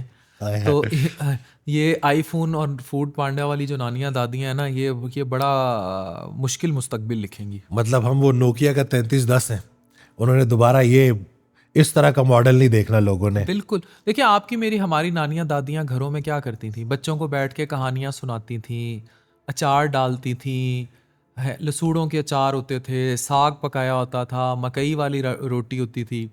ठीक है, अब आने वाली में ये जो हमारी नस्ल की नानी दादी होंगी वो क्या कहेंगी, तुझे फूड पांडा से पिज़्ज़ा ऑर्डर कर दूँ, बर्गर ऑर्डर कर दूँ, ये देखिए नया आईफोन आया है, इस पे ये नया फैमिली व्लॉगर शुरू हो गया है, ये देखिए ये काम शुरू हो गया, वो इस पे एंगेज रखेंगी। मैं दादी अम्मा के पास से आया तो नानो बहुत प्यार करती थी, अल्लाह दोनों के दर्जात बुलंद फरमाए। तो मैंने कहा नानो, दादी अम्मा ने जो पराठे खिलाए हैं ना, आए हाय हाय हाय। अब मुझे पता था कि ये हमारी मासूम ब्लैकमेलिंग होती थी। नानो उठी हैं और फिर क्योंकि नानो के हाथ के पराठे बड़े अच्छे थे, उधर ही जी लग के इस उम्र में भी ना प्रॉपर वो नाश्ता बनाया है। और जब तक मैं वहाँ रहा हूँ ना, वो अपने हाथों से बना के, कि कोई और ना बनाए, वो मुझे बना के देती रही है कि दादों ने बनाए हैं तो अब नानो भी बनाएगी। तो ये हमारी वो मासूम। लेकिन अब वो नसीब नहीं है ना। आप खुद सोचें, अल्लाह मियाँ मेरी वालदा को, मेरी सास, दोनों को, अब वो जब हमने आना होता है इस्लामाबाद या मुल्तान होते हैं, मेरी अम्मा स्पेशली कुछ ना कुछ बना के भेजती हैं, मतलब हमारे पोर्शन में इकट्ठे ही रहते हैं हम। तो वो आ क्या रहा होगा, वो साग आ रहा होगा, वो मछली आ रही होगी, कोई सालन आ रहा होगा, और वो वाला जो टेस्ट है जो आपकी वालदा के हाथों का जायका है, या आपकी नानी अम्मा या दादी अम्मा के, वो आपको कभी भी नहीं मिलेगा। अब ये नहीं कि उस पर आपकी मेरी बेगमात नाराज हो जाए, they know it, we can not cook like this because, and we also accept. ये जितने मेरे शौहर हजरात हमें देख रहे हैं, ये आज मुझे बता दें बरमला कि क्या इनकी बेगमात फूड पांडा से जो खाना मंगाती हैं, क्या उसका टेस्ट कभी उनकी माँ के हाथ के पकाए खाने से अच्छा है? कभी कोई चीज़ ऐसी अच्छी खाई हो जो माँ के पकाए हुए खाने से अच्छी हो? कभी कोई ये कॉफ़ी ऐसी इतने इतने और महंगे, ये कोई 2,000 कंपैरिजन के नहीं कप हो रहा है, लेकिन बस वो दौर और था ना वो, बिल्कुल। उनकी ग्रूमिंग ऐसी है। यही हाल आपकी ज़ाती तरबियत का भी है। अगर आपने अपनी बच्चों को, अपनी नस्लों को वो सही देसी माल खिला दिए हैं और वो सही प्रॉपरली ट्रेंड कर दिया है और उनको हराम हलाल का रिस्क बता दिया है, trust me, we will make a very better society. लेकिन अगर इस so called vulgar family vlogging culture और मादियत कल्चर और टिकटॉक लाइव कल्चर और ये शेर बीगो लाइव और ये सब तमाशा कल्चर अगर हमारी नस्लों में जिस तरह इंजेक्ट होता जा रहा है, अगर ये जाता गया, तो आने वाली नस्ल क्या होगी? वो किसके पीछे होगी? ड्रग्स के पीछे, यूनिवर्सिटी कॉलेजेस में कंसर्ट्स के पीछे, तबाही दर तबाही करती जाएगी, अपने आप को बर्बाद करती जाएगी। और यही वो तबाही है जो वेस्ट चाहता है। आज क्यों खामोश है? हम उस टॉपिक पर बहुत ज़्यादा बात भी नहीं कर सकते क्योंकि ये मीडियम सपोर्ट नहीं करेंगे हमारे। हजरत ने तो मगरिब का पूरा क्लियर कर दिया था उन 80s की रिकॉर्डिंग्स में कि मगरिब वो जहाज़ है जो बहुत मजबूत है, जा ही जा रहा है स्पीडो स्पीड। कोई उससे पूछे ना जा किधर रहे हो, कहते ये मुझे पता नहीं कि मैं जा किधर हूँ, बस मैं जा रहा हूँ। तो ऐसे सफ़र का अंजाम बड़ा बुरा है जी, कि जहाँ पे आपको पर्पज़ ही ना, गोल ही ना डिफाइंड हो कि आप किस तरफ जा रहे हैं। हम अल्लाह के हैं और अल्लाह की तरफ ही लौट कर जाने वाले हैं। कुरान पाक में कहते हैं ना कि डर खौफ से गुजार कर अल्लाह पाक हर तरह के डर खौफ से आज़ाद कर देता है। यानी कि उस शख्स को ये यकीन हो जाता है कि मैं अपने अल्लाह की तरफ लौट कर जाने वाला हूँ। और जिसको ये यकीन है ना कि वो अल्लाह की तरफ लौट के कर जाने वाला है, वो अपनी ज़िंदगी में सीधा हो जाएगा और अल्लाह की बनाई हुई हदूद को क्रॉस नहीं करेगा। जहाँ अल्लाह ने पाबंद किया है वहाँ आज़ाद ना होना, जहाँ आज़ाद किया है वहाँ पाबंद ना होना। बड़ा प्यारा हज़रत का बहुत शेर प्यारी है। बात है। ये फार्मूला अप्लाई अपनी लाइफ में, चाहे वो डाइट है, चाहे वो रोज़मर्रा की ज़िंदगी है, चाहे वो वाइफ के साथ मामलात हैं, चाहे वो बच्चों के साथ मामलात, इस फार्मूले को अप्लाई कर लें, ज़िंदगी आसान हो जाएगी। बड़ा प्यारा शेर है कि वासिफ अबस है बहस अमीरो गरीब की, वासिफ अबस है बहस अमीरो गरीब की, जब तक अबूर फ़लसफ़ा खैर और शर ना हो। कि पहले खैर और शर का फ़लसफ़ा तो डिफ़ाइन कर लो कि खैर क्या है और शर क्या है। आइदर फॉर द सिस्टम और अगेंस्ट द सिस्टम, इनमें से डिफाइन कर लो कि फॉर द सिस्टम या अगेंस्ट द सिस्टम। सिस्टम तो अल्लाह का है जी। ये झूठ, ये शोर शराबा, ये दिखावा, ये वक्ती तौर पे ऊपर जाता है, लेकिन हर उरूज को ज़वाल है। जवाल जो है ना वो आता ही तभी है जब हम उरूज को बता देते हैं, उरूज के बाद जवाल ही है। डॉक्टर वसीम, बहुत अच्छी बात की आपने। मैं अक्सर एक जुमला यूज़ करता हूँ कि हमारे माशरे को जब भी कोई चीज़ तबाही करेगी ना, वो शहवत की शोहरत करेगी। अब शहवत सिर्फ एक चीज़ का नाम नहीं है, दैट वी कॉल्ड लिबिडो, यानी कि आपकी सेक्सुअल डिज़ायर।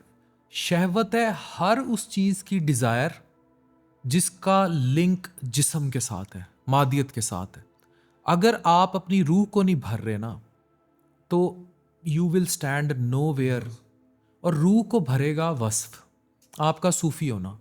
रूह को कोई गर्ज नहीं है आपके चेहरे पर दाढ़ी है नहीं है, आप मुलवानी हो नहीं हो, रूह को आपके जेंडर से भी गर्ज नहीं। वाह वाह वाह, ब्यूटीफुल। बिल्कुल सही। ट्रस्ट मी, रूह का तो कोई जिन्स भी नहीं है, रूह ना मर्द है ना औरत है, रूह तो रूह है जी। इवन ट्रस्ट मी, मैंने एक ट्रांसजेंडर देखा, देगे बांटता था। मैंने देखा है अपनी जिंदगी में डॉक्टर वसीम, देगे बांटता है, मिलाद कराता है, अल्लाह के लिए अल्लाह की राह में खर्चता है। वो ट्रांसजेंडर था, तो उसके अंदर उसकी रूह को ये गर्ज था कि वो खुश रहे। आए है, अल्लाह अकबर। हमें गर्ज है ये, हमें, हमारी रूह को आज ये भी रूह को गर्ज है कि आप जहाँ से वो आई है, जिसने हमारे अंदर ये रूह फूकी है, हमारा जो जिस्म है वो उसके अहकामात पर चल रहा है कि नहीं चल रहा, चाहे वो मर्द है कि चाहे औरत है, चाहे ट्रांसजेंडर है और व्हाट्सएवर। रूह को इससे कोई गर्ज नहीं है। रूह को ना आपके लसानियत से गर्ज है, ना आपके वेस्टर्न होने से गर्ज है। उसको ये पता है कि जो चीज़ उसको खुश रखेगी, जो अलिफ अल्लाह है, तो रूह इज़ हैप्पी। व्हेन रूह इज़ हैप्पी तो कोई नींद की गोली की ज़रूरत नहीं, कोई डिप्रेशन नहीं, कोई पुरसरूर शराब व कबाब की महफिलों की ज़रूरत नहीं, कोई डांस कल्चर की ज़रूरत नहीं, कोई इस टिकटॉक बीगो लाइफ के पैसे की ज़रूरत नहीं। अगर वो हैप्पी नहीं है ना, तो वो आपसे लड़ेगी। फिर वो कहेगी कि एक मेरे रब की चाहत है और एक तेरी चाहत है, और अगर तू इतना रजील है कि तुझे तेरी चाहत रब की चाहत से ऊपर है, तो तू कर, मैं तुझे सुकून नहीं लेने दूंगी। आए है, वाह वाह वाह, ब्यूटीफुल, बिल्कुल सही। कभी अपने जिस्म को रूह के साथ जिद की कैफियत में मत लेकर जाएं।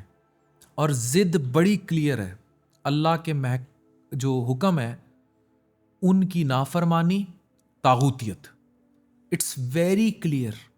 आप कभी भी घर में आपकी अहलिया अगर कुछ चाह रही हो और आप वो ना करें, मतलब आपकी अहलिया के साथ चलें, एक छोटी छोटी बात ही होती है ना, अगर वो चाह रही है कि आप 11 बजे तक घर आ जाया करें, आप नहीं आ रहे, आप 2-3 दिन रात 1 बजे 2 बजे गए, आपके घर का माहौल डिस्टर्ब हो जाएगा। इधर जो रूह आपकी चाह रही है, जिसने आपको पीसफुली तकिए पर सुलाना है, जिसने आपको नींद देनी है, जिसने आपको वस्फ देना है, जिसने अल्लाह के करीब रखना है, जिसने अल्लाह से आपके काम कराने हैं, अगर आपने उसी को नाराज कर लिया है तो आपको सुकून कहाँ से मिलेगा? चैन से किधर बैठने देगी, बिल्कुल है। तो रूह से जिद ना करें। और हमारा सारा मसला ये है इस मादियत का, इस फैमिली वीलॉगिंग का, कि हम बुरी तरह शहवत की शोहरत का शिकार हैं। एंड दैट शहवत means all this iPhones, this Pro Max, महंगे कपड़े, ब्रांड्स, चीज़ें। अगर आप अंदर से सोने हो ना, खुदा की कसम, आप कुछ भी पहन लो, आप सोने हो। सुभान अल्लाह, वाह, अंदर से सोने होता है। अगर आप अंदर से सोने नहीं हो ना डॉक्टर वसीम, हाँ, फिर आप जो मर्जी पहन लो ना, अल्लाह ने आपके मुंह पे ऐसी फिटकार डाली होगी, आप नहीं लगोगे सोने। जो बंदा होता है ना क्रुक, या आप लिटरली हिज आई स्पीक्स, आप किसी खातून से जाके पूछे ना, शिकारी खातून से, वो शिकार में है पैसे की, वो देख के पहचान लेती है कि ये मर्द मेरे से पटेगा या नहीं किधर पटेगा। किधर दाना डालना है कि नहीं डालना है। जैसे मर्द पहचानता है ना कि ये बच्ची फंस सकती है, ये नहीं फंस सकती, ठीक है, औरत कई गुना ज्यादा ये हिस्स रखती है, वो पहचान लेती है। जो शिकारी औरत होती है, आज तक आपने शिकारी मर्द का नाम सुना होगा, ये जो शिकारी औरत होती है ना, जो शहवत की शोहरत का शिकार होती है, जो मर्द की जेब के ठरक के पीछे पागल होती है मादियत के, वो खुद भांप लेती है कि मेरा अगला शिकार ये है। और वो कहाँ से भांपती है? पहली निगाह पड़ते ही जी आपका सब कुछ पता चल जाता है। स्कैन कर लेती है आप। जिसको अल्लाह अपनी याद से गाफिल कर देता है, जिसके दिल को, उसके इर्द गिर्द एक शैतान मुकर्रर हो जाता है, जो फिर उसको पूरा का पूरा टूर करवाता है और हर तरह का गुनाह की तरफ लेके जाता है। तो ये नहीं कि जो हमारी हिफाजत है ना वो अल्लाह का जिक्र है। डॉक्टर वसीम ये तो इस हद तक आगे आए हुए हैं लिटरली, क्योंकि हमारे हल्का अहबाब में भी ऐसे लोग होते हैं, इधर से गर्लफ्रेंड पकड़ेंगे, उसको जाएंगे उम्रा कराएंगे, वापसी पे 6-7 दिन उसके साथ दुबई मालदीव फिर के आएंगे, फिर वापस। And this is very common. तो मुझे बताएं, हम लोगों ने ऐसा ये मिक्स कर लिया ना अपना, ठीक है। Literally I have seen people who party से निकलेंगे, चीज़ें करेंगे और उसके बाद कहेंगे, और दोस्त बताते हैं सुबह फजर की नमाज नींद के घर में नमाज पढ़ मैं ली। उसे लाइव सेशन में तो कमेंट आया कि जी वो मुझे तो मेरी फ्रेंड जो है ना वो फजर के लिए उठाती है। मैंने कहा आपके मोबाइल में अलार्म नहीं है क्या? नहीं वो फ्रेंड है ना। मैंने कहा ये अभी ये देखेंगे किस तरह से ना वो शैतान ऐसे ही आपको ना, अच्छा उठा रही होती हैं good morning good night messages, ये सुला भी वही रही होती है, उठा भी वो वही रही होती शैतान आपको ऐसी तो मतलब वो डिल्यूजनल कर देता है ना कि आपको ऐसी चीज क्रिएट करके दिखाता है कि आपको सही गलत का फर्क ही नजर नहीं आता। है। अच्छा जब ये सोसाइटी के लेवल पर फैल जाए डॉक्टर वसीम, और इसको फैला दिया जाए, ये अब यही है ना कि हम उस दौर में पैदा हुए हैं कि गुनाह ना करना भी नेकी है। तो अगर आप आज के इस दौर में जी रहे हैं और आप गलती नहीं कर रहे या आप एटलीस्ट गलती को गलत समझ रहे हैं कि गुनाह हो रहा है और उस पर शर्मिंदा है, तो आपकी बचत है। हम तो ऐसे दौर में हैं कि जहाँ पे मैंने नोट किया है कि जिससे पहली मुलाकात होती है ना, और ये मर्दों में बड़ा कॉमन है, तो वो आपसे ना जान के ऐसी बात करेंगे ना, थोड़ी लड़की की बात करेंगे ताकि वो आपके साथ खुलना चाहते हैं। अब उन्होंने दाना फेंका कि अब अगर ये हमारी तरह का है तो हम ज़रा खुल के बात करेंगे। और ये मैंने बड़ा नोट किया, शौक कैसे रखता है। ये नहीं कि वो बंदा ज़रा भी लिहाज नहीं करता कि थोड़ी देर मुंह बंद रखे। जो गुनाह का मतलाशी है ना वो आपके साथ बैठ के फ़ौरन अटैक करता है कि भाई इसको भी अपने रंग में मिला लो अगर ये हमारा पार्टनर है। तो उसका मैंने ये देखा है कि अब अगर हम इस हद तक बिगड़ गए कि हमें अब शर्म माशरा हया भाई ही इतना नहीं है। बिगड़ गया ना, आप इमेजिन करें, ये खास क्लब्स हैं और ये क्लब्स हावी भी हैं आपके बहुत सारे इदारों पर, इंस्टीट्यूट्स पर, चीज़ों पर। दे मूव इन ग्रुप्स, उसको कहते हैं ये बोतल पार्टी है, ये एक आम टर्म्स है ना। और ये लोग फिर मुख्तलिफ इदारों में एक दूसरे के बगलगीर भाई भी होते हैं, बहुत सारे मुख्तलिफ महकमों में। दे सपोर्ट ईच अदर, मतलब समझ लें जानियों और शराबियों का ग्रुप बनाकर मटीरियलिस्टिक गेन्स लेते हैं, और कितने लोगों के हक मार जाते होंगे। और अगर आप उस बोतल कल्चर में एंटर हो गए हैं तो फिर दुनिया आपकी, नहीं एंटर हुए तो आखिरत आपकी। हाँ, सुभान अल्लाह। नहीं चाहिए जी, दीन को बेचकर दौलत दुनिया मिल भी जाए तो हमारे किस काम की। ये असल तो उस दिन जो हाजिर है वो गायब होने वाला है, जो गायब है वो हाजिर होने वाला है। हासिल को महरूमी समझो, महरूमियों में हासिल को तलाश करो। और अल्लाह पाक तो ये जिस पैसे के पीछे ये पागलों की तरह भाग रहे होते हैं, आप अल्लाह से लो लगाएं। हदीस कुदसी है जिसका मफहूम है कि जो इंसान मुझे मरकज़ बना लेता है मैं उसके सारे दुनियावी काम मैनेज करना शुरू कर देता हूँ, और जो मुझे सेकेंडरी कर देता है मैं उसके दुनियावी काम बिखेर देता वही हूँ। बात है ना, अगर आप अपनी रूह से दोस्ती करेंगे, आप सूफी बन जाएंगे, अल्लाह आपके काम करेगा और आपको तकवा भी मिलेगा, आपको सुकून भी मिलेगा। लेकिन अगर आप नहीं ये करेंगे और आप जिस्म के पुजारी हो जाएंगे, उसने ख़त्म होना है, उसने फना होना है, वो तड़पेगा और जितनी लज्जतें आपसे छिनती चली जाएंगी। डॉक्टर वसीम, आज से 20 साल, हमारी मुलाकात 10-12 साल पहले हुई, आज से 20 साल बाद आपकी मेरी ना ये जवानी होगी, ना ये हुस्न होगा, ना ये बॉडी होगी, ना बहुत, और इसी तरह जो कैमरे पे हमें देख रहे हैं सबके साथ यही होगा। आज ये फैसला कर लें कि इन्होंने कौन सा रास्ता चूज़ करना है। ये बहुत बहुत शॉर्ट टाइम जोन है, ये हमें लगता है नहीं बहुत लंबी ज़िंदगी है, ज़िंदगी इज़ लाइक दिस। और ये भी कोई लिखी थोड़ी हुई है कि इतने भी जीने हैं। शहर फैलते जाएंगे और कब्रिस्तान गहरे होते जाएंगे, यही हकीकत है जी। और एक वो कभी हजरत कहते हैं ना कि तुम्हें अगर वो निगाह अता हो जाए और तुम देखो कि एक कब्र के ऊपर, मतलब एक कब्र में कितनी लाशें एक दूसरे के ऊपर पड़ी हुई हैं, कितने बाग आए और सूख गए, कितने लोग आए और चले गए, लेकिन कुछ लोग ऐसे हैं जिनके जाने के बाद भी दुनिया उन्हें याद करती है। वासिफ अली वासिफ रहमतुल्लाह अलैह। और उनका नाम आता है तो दिल में मोहब्बत, एहतराम। बड़ा प्यारा फ़िक्रा है इनका कि कायम ज़ात से मोहब्बत करो तुम भी कायम कर दिए जाओगे। तो जो अल्लाह के नाम की ज़िंदगी गुजारते हैं, तुम मेरा जिक्र करो मैं तुम्हारा जिक्र करता हूँ। वासिफ अली वासिफ रहमतुल्लाह अलैह वाज अ सूफ़ी। मैं हर उस इंसान से जो कहता है ना कि मैं दरसो तदरीस से जुड़ा हूँ, नमाज कुरान से जुड़ा हूँ, literally I question him, you are a मौलवी और यू आर अ सूफ़ी। मौलवी भी वो रास्ता है जिसने जाना वस्फ की तरफ है, तो फिर मैं उससे रिक्वेस्ट करूँगा कि कोशिश करें कि आप अपने रास्ते को सूफ़ी की तरफ ले जाएं, मोहब्बत के रास्ते पे ले जाएं। अल्लाह अकबर। अलिफ अल्लाह के रास्ते पर उस चले दिन एक साहब आए तो वो हज़रत की महफिल में बैठते थे, तो कहते हैं वो उस लेवल पे अल्लाह से कनेक्टेड के हमारे एक दोस्त ने सिर्फ ये बोला कि जी पैनाडोल में बड़ी शिफा है, तो कहते हैं शिर्क किया तुमने, अल्लाह ने पैनाडोल में शिफा डाली। एग्जैक्टली। अब आप ये देखें कि जब आप इस लेवल पे अल्लाह के साथ कनेक्ट कर जाओ ना, वो जो मुसलमान है वो 5 वक्त नमाज पढ़ता है, मोमिन हमा वक्त हालत नमाज में होता है, तो वो फिर उनका ताल्लुक नहीं टूटता। उनका बड़ा प्यारा शेर है कि कुछ पल तेरी याद से गाफिल रहा था मैं, वो लम्हे कर रहे हैं मुझे शर्मसार से। तो इन्हीं कि उसके लिए फिर उठना बैठना सोना जागना, कहते हैं कि आंख तुम्हारी सो तुमने जाना है और इबादत से रूह ने महरूम हो जाना। अब आप ये देखें कि नींद अच्छी है, लेकिन अगर आपने इबादत के लिए जागना था और आप सोते रह गए तो रूह तो इबादत से महरूम हो गई। तो ये बैलेंस का नाम है कि फाके से रूह ताकतवर होती है, खाने से जिस्म ताकतवर होता है, हंसने से जिस्म ताकतवर होता है, रोने से रूह ताकतवर होती है। तो दिन को हंसा करो, रात को रोया करो, एक बैलेंस के साथ चलो।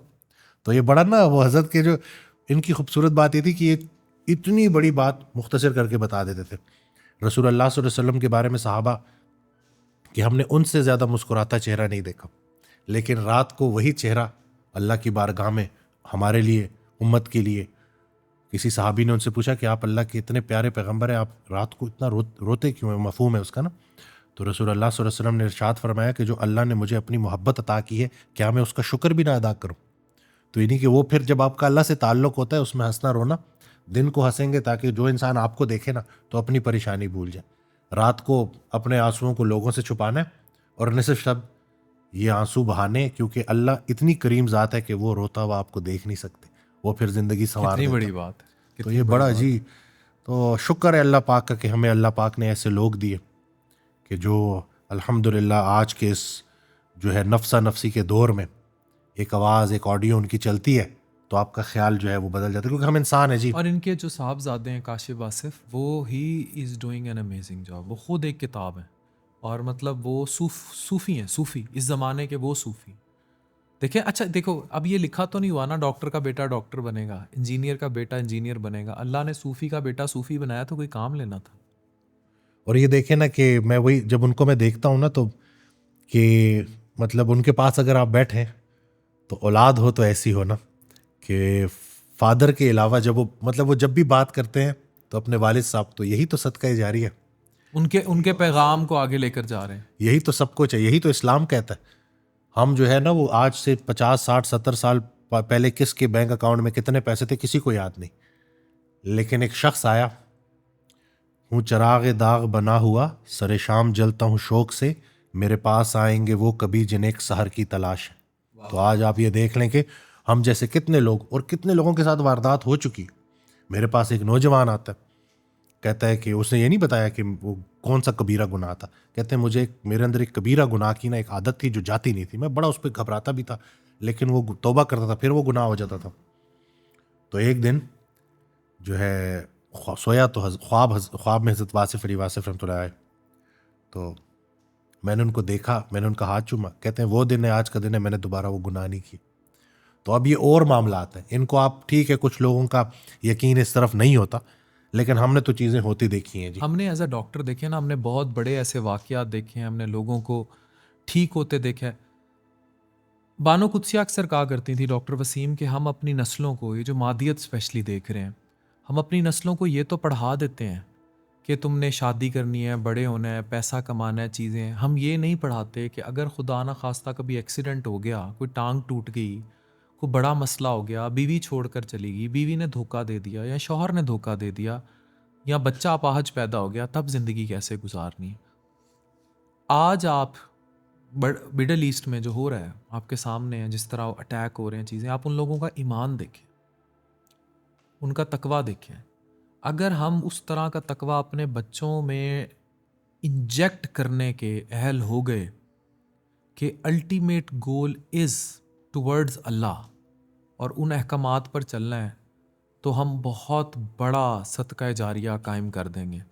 मुझे फिर इख्तलाफ ये सारे कल्ट से, ये जितने लोग हैं जो बांट रहे हैं मादियत, पैसा, आईफोन्स, गाड़ियाँ, वीगो डाले, गार्ड्स, ये एक नस्ल बर्बाद कर रहे हैं। और इनका जो मनफी इन्फ्लुएंस है ना, इनका जो नेगेटिव इन्फ्लुएंस है डॉक्टर वसीम, ये इस सदी का सबसे बड़ा सानिया है। ये हमारी एक नस्ल बुरी तरह मादियत के नशे में बर्बाद कर देगा, इन्हें शहवत की शोहरत डाल देगा, और ये तबाही है। और इन्हीं के लिए वो एक वाक़या उन्होंने हज़रत ने ही सुनाया कि एक बुज़ुर्ग थे, उनके बहुत सारे बच्चे शागिर्द ना, वो उनके साथ जा रहे, तो थोड़ी बारिश हुई तो थोड़ा कीचड़ था आगे, तो ज़मीन गीली थी, तो जो उस्ताद थे जो उन्होंने बच्चों को कहा कि ध्यान से चलना, फिसल ना जाना। तो एक बच्चा उसमें ज़रा ज़्यादा समझदार था, उसने कहा कि हज़रत हम फिसले तो अकेले फिसलेंगे, आप फिसल गए तो सारे फिसल जाएंगे। ये वो तमाम लोग जो घटिया कंटेंट बना रहे हैं, जिनके कंटेंट से लोगों को जो इनकरेजमेंट मिल रही है, जो उस रास्ते पे उनको फॉलो कर रहे हैं, गुनाह की तरफ। तुम सब इसके जिम्मेदार होगे और तुम सब बराबर उस वारदात में शरीक होगे। और इनको इनके जाने के बाद भी इनकी ये गुनाह चलता रहेगा। और ये वहाँ से बैठ के देखेंगे कि जो इन्होंने गोल्ड प्लेटेड फ़ोन और ये पैसे की, डॉलरों की नुमाइश की थी और इस चीज़ को आम किया था और इस नंगपन को आम किया था, ये कितनी बड़ी तबाही अपनी लिख गए थे। बिल्कुल। और हमारा मकसद हमारे मासूम बच्चे हैं जो बिगड़ ना जाएं, जो गलत रास्ते की तरफ ना जाएं, उन्हीं के लिए हमें कंटेंट बनाना है। हमारे इन लोगों से क्या लेना देना? किस हम जानते भी नहीं है। हमारी रोजी रोटी अल्लाह के पास है, अल्हम्दुलिल्लाह मामलात चल रहे हैं। लेकिन जो परेशान होते हैं ना, कि जब ऐसा कोई कंटेंट आता है और उसको देख के फिर नीचे जो वो कमेंट्स और फिर वो शेयरिंग और फिर इतने और लोगों फिर ये का उनसे सब इम्प्रेस पीछे लग होना। जाते हैं ना। मुझे इख्तलाफ है जो डिजिटल मीडिया या मेन स्ट्रीम मीडिया जो इनकी खबरें कवर करने लग जाता है। यार अल्लाह को जान नहीं देनी तुमने किन लोगों को हीरो बना दिए? मतलब हज़रत वासिफ़ अली वासिफ़ रहमतुल्लाह अलैह आपके हीरो नहीं है, काशिफ वासिफ़ साहब आपके हीरो नहीं है, आपके हीरो ये भट्टे भट्टी हैं। मतलब थोड़ा सा आप सोचें कि आप कितने बड़े कल्ट को, आप कितनी बड़े अजाब को अपनी नस्लों के ऊपर मुसल्लत कर रहे हैं। और ये क्या ऐसी चीज़ें हैं कि जिनके पीछे शॉपिंग मॉल भर जाएं, इनके पीछे छोटी छोटी 12 साल की बच्चियाँ बेहोश हो हो जाए। इट मीन्स वो जहनी तौर पर माऊफ और मफलूज कर दी गई हैं उस कल्ट में। उन्हें देख देख के वो इस तरह ये जो विर्चुअल इंसल्ट है ना, मैं कहता हूँ अगर एक शख्स है उसने कोई जना किया है या फिजिकली इन्वॉल्व हुआ है या कुछ किया है या किसी ने थप्पड़ मार दिया है, वो इंसल्ट कम है। आपको फिजिकली कोई आके मार जाता है, ज्यादती कर जाता है, वो एक अलग इंसल्ट है। ये जो क्रॉनिक विर्चुअली आपके दिमाग में ये चीज़ें घुस रही हैं ना, ये आपकी रूह को हद से ज़्यादा नुकसान पहुंचा रही है। ये जो डिजिटल तवाइफ गिरी है या डिजिटल प्रोस्टिट्यूशन है या digital insult of this all गंद है, ये आपकी विर्चुअल इंसल्ट जो है, ये एक्चुअली आपका स्पिरिचुअल रेप है।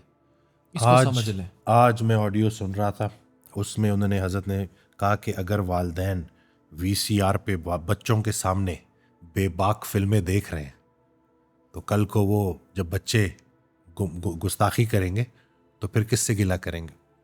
यानी कि अगर आपने वो रिस्पेक्ट का मयार नहीं रखा, वो डेकोरम वो मेंटेन नहीं किया, वो फासला बरकरार नहीं रखा, और आप बच्चों के सामने वीसीआर की बात कर रहे थे, और अब तो देखिए हर हाथ में वीसीआर है, तो ये और अडल्ट वीसीआर।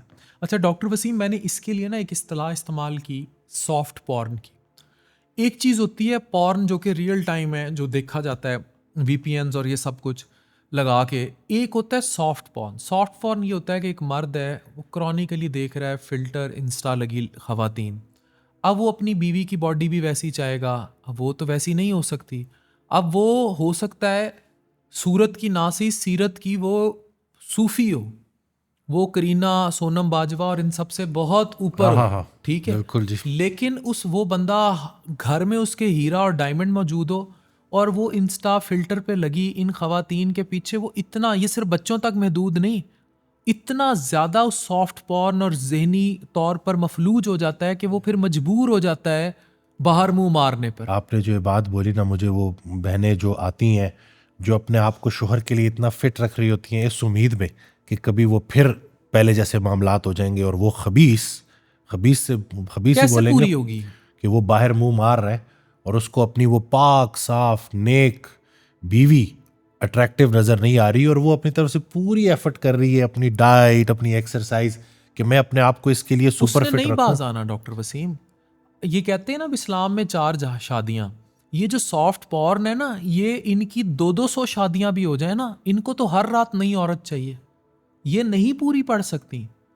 मैंने एक दफ़ा बात की थी कि पाकिस्तान में जो इन वेबसाइट्स और स्पेशली सॉफ्ट पॉर्न के थ्रू जो फिल्टर या ये टिकटॉक पे लड़कियां नाच रही हैं, इवन पिंडों देहातों में अपने आगे पीछे इन्होंने कैमरे लगाए हैं, झाड़ू दे रही हैं झुक के, ये सारा टिकटॉक पे आम हो रहा है ना। अब इशू क्या होता है? इशू ये होता है कि ये इतना ज़्यादा इस लस्ट को, इस नफ्स के जिन को इतना ऊपर ले जाती हैं कि फिर वो पूरी नहीं पड़ती। वो मादियत की भूख जो है, नफ्स का जो जिन है, वो काबू में आता ही नहीं है।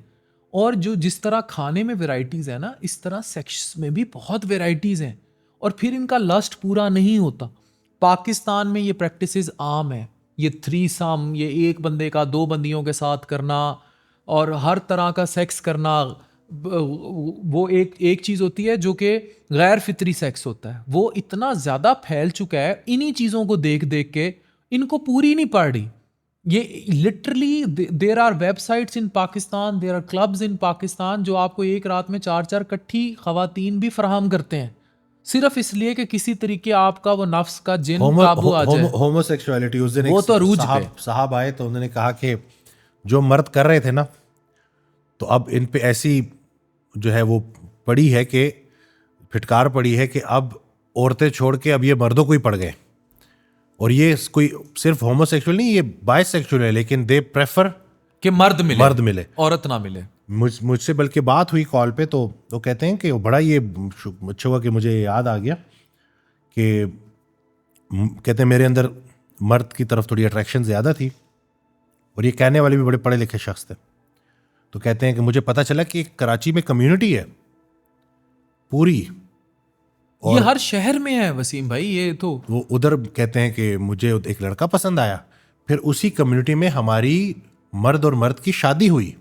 अल्लाह अकबर। ठीक है, and this is happening in Pakistan, in Karachi. और पढ़ा लिखा बंदा, और बड़ा अंग्रेजी एक्सेंट में बड़े इस तरह से बात कर रहा, और कहता है कि कुछ अरसे बाद मुझे पता चला कि वो बंदा ऑलरेडी मैरिड है और उसके बच्चे हैं। और जो हम जिन्स परस्ती का शिकार होकर किसी मर्द से शादी कर रहा है इन पाकिस्तान, इन कराची, और उस बंदे की जिससे उसकी शादी, उसकी ऑलरेडी शादी हो चुकी है। और जवाब में मुझे ये कह रहा है कि मुझे गुस्सा आया हुआ है, अब मैं भी किसी लड़की से शादी करूंगा ताकि मैं उसको जवाब दूं। और लिटरली ना मुझे ऐसे लग रहा है कि मैं ख्वाब देख रहा हूँ, ये हो क्या रहा है। और उसको फिर मैंने समझाया कि भाई ये out of revenge, out of hatred जो तुम करते हो ना, वो किसी सूरत भी, क्योंकि हम डॉक्टर हैं, हम किसी को इस तरह से वो नहीं कर सकते। वो बेचारा अब फंस गया था। मैंने उसको यही कहा, मैंने कहा भाई अपनी अल्लाह से लो लगाओ, अपने ऊपर काम करो और निकलो इन चीज़ों से, इनका कोई फ़ायदा नहीं। यानी कि ये जो हम जिस परिस्थिति या होमोसेक्सुअलिटी की बात कर रहे हैं, तो ये सारे होमोसेक्सुअल नहीं है, दे आर बायसेक्सुअल, कि ये दे प्रेफर। और ये ड्रैग हो गए ना, उस जिन को इतना बड़ा कर लिया कि ये स्ट्रेट ही पैदा हुए थे, स्ट्रेट ही ओरिएंटेशन थी, लेकिन ये ड्रैग हो गए, उस लज्जत को पाते पाते ये मर्दों की तरफ चले गए या opposite gender. And this is happening, this is very. ये मेरे कॉल पे मेरी बात, और मैंने कहा कि अब मैं क्या बोलूं, तो फटकार है ये अल्लाह की इन पर। तो ये बड़ा जी। और फिर ये एड्स, HIV बहुत कॉमन है पाकिस्तान में, क्योंकि अब अगर मर्द के साथ ज्यादा फैलता है, और वो उसके बाद स्क्रीनिंग तो होनी नहीं है, तो वो जितना अरसा प्रोटेक्शन भी नहीं होगी। कौन मर्द तो बिल्कुल, तो वो करते करते करते जब तक बात जाएगी, तो कितने लोगों को जो है ये मिल चुका होगा तोहफा। इसीलिए पाकिस्तान में HIV उस दिन भी ऑडियो थी, उसमें इशफाक अहमद साहब बैठे हुए हैं, हजरत जो है वो ऑडियो में शायद फरमा रहे हैं कि जो भी तुम्हारी बीमारी है ना, उसका इलाज पहले से मौजूद है। तो इतने में इशफाक साहब ने कहा लेकिन एड्स तो अभी आया ना। कहते हैं इशफाक साहब उसके लिए बड़ी तरक्की करनी पड़ती, उस बीमारी तक पहुंचने के लिए बड़े लाइन क्रॉस करनी पड़ती है, बड़ा गुमराह होना जरूरी है। तो ये हो गए ना, तो वो तरक्की का वर्ड जो उन्होंने जो है उसमें यूज किया, तो वो यही गुमराही का अरूज है, और हम वो देख रहे हैं। हमारी तरक्की गुमराही का अरूज है, अल्लाह अकबर, जो आजकल हमें नजर आ रहा है। बहुत शुक्रिया, जज़ाकल्लाह जी। इंशाल्लाह बहुत कुछ सीखने को मिला होगा आपको, और इंशाल्लाह हम बार बार डॉक्टर अफान के साथ मिलके इसी तरह से आपके लिए कंटेंट बनाते रहेंगे। थोड़ा सा डिले हो गया, अब कोशिश करेंगे दोबारा इतनी देर आपको इंतज़ार ना करना पड़े। दुआओं में याद रखिएगा, अपना बहुत ख्याल रखिएगा। अल्लाह हाफिज़।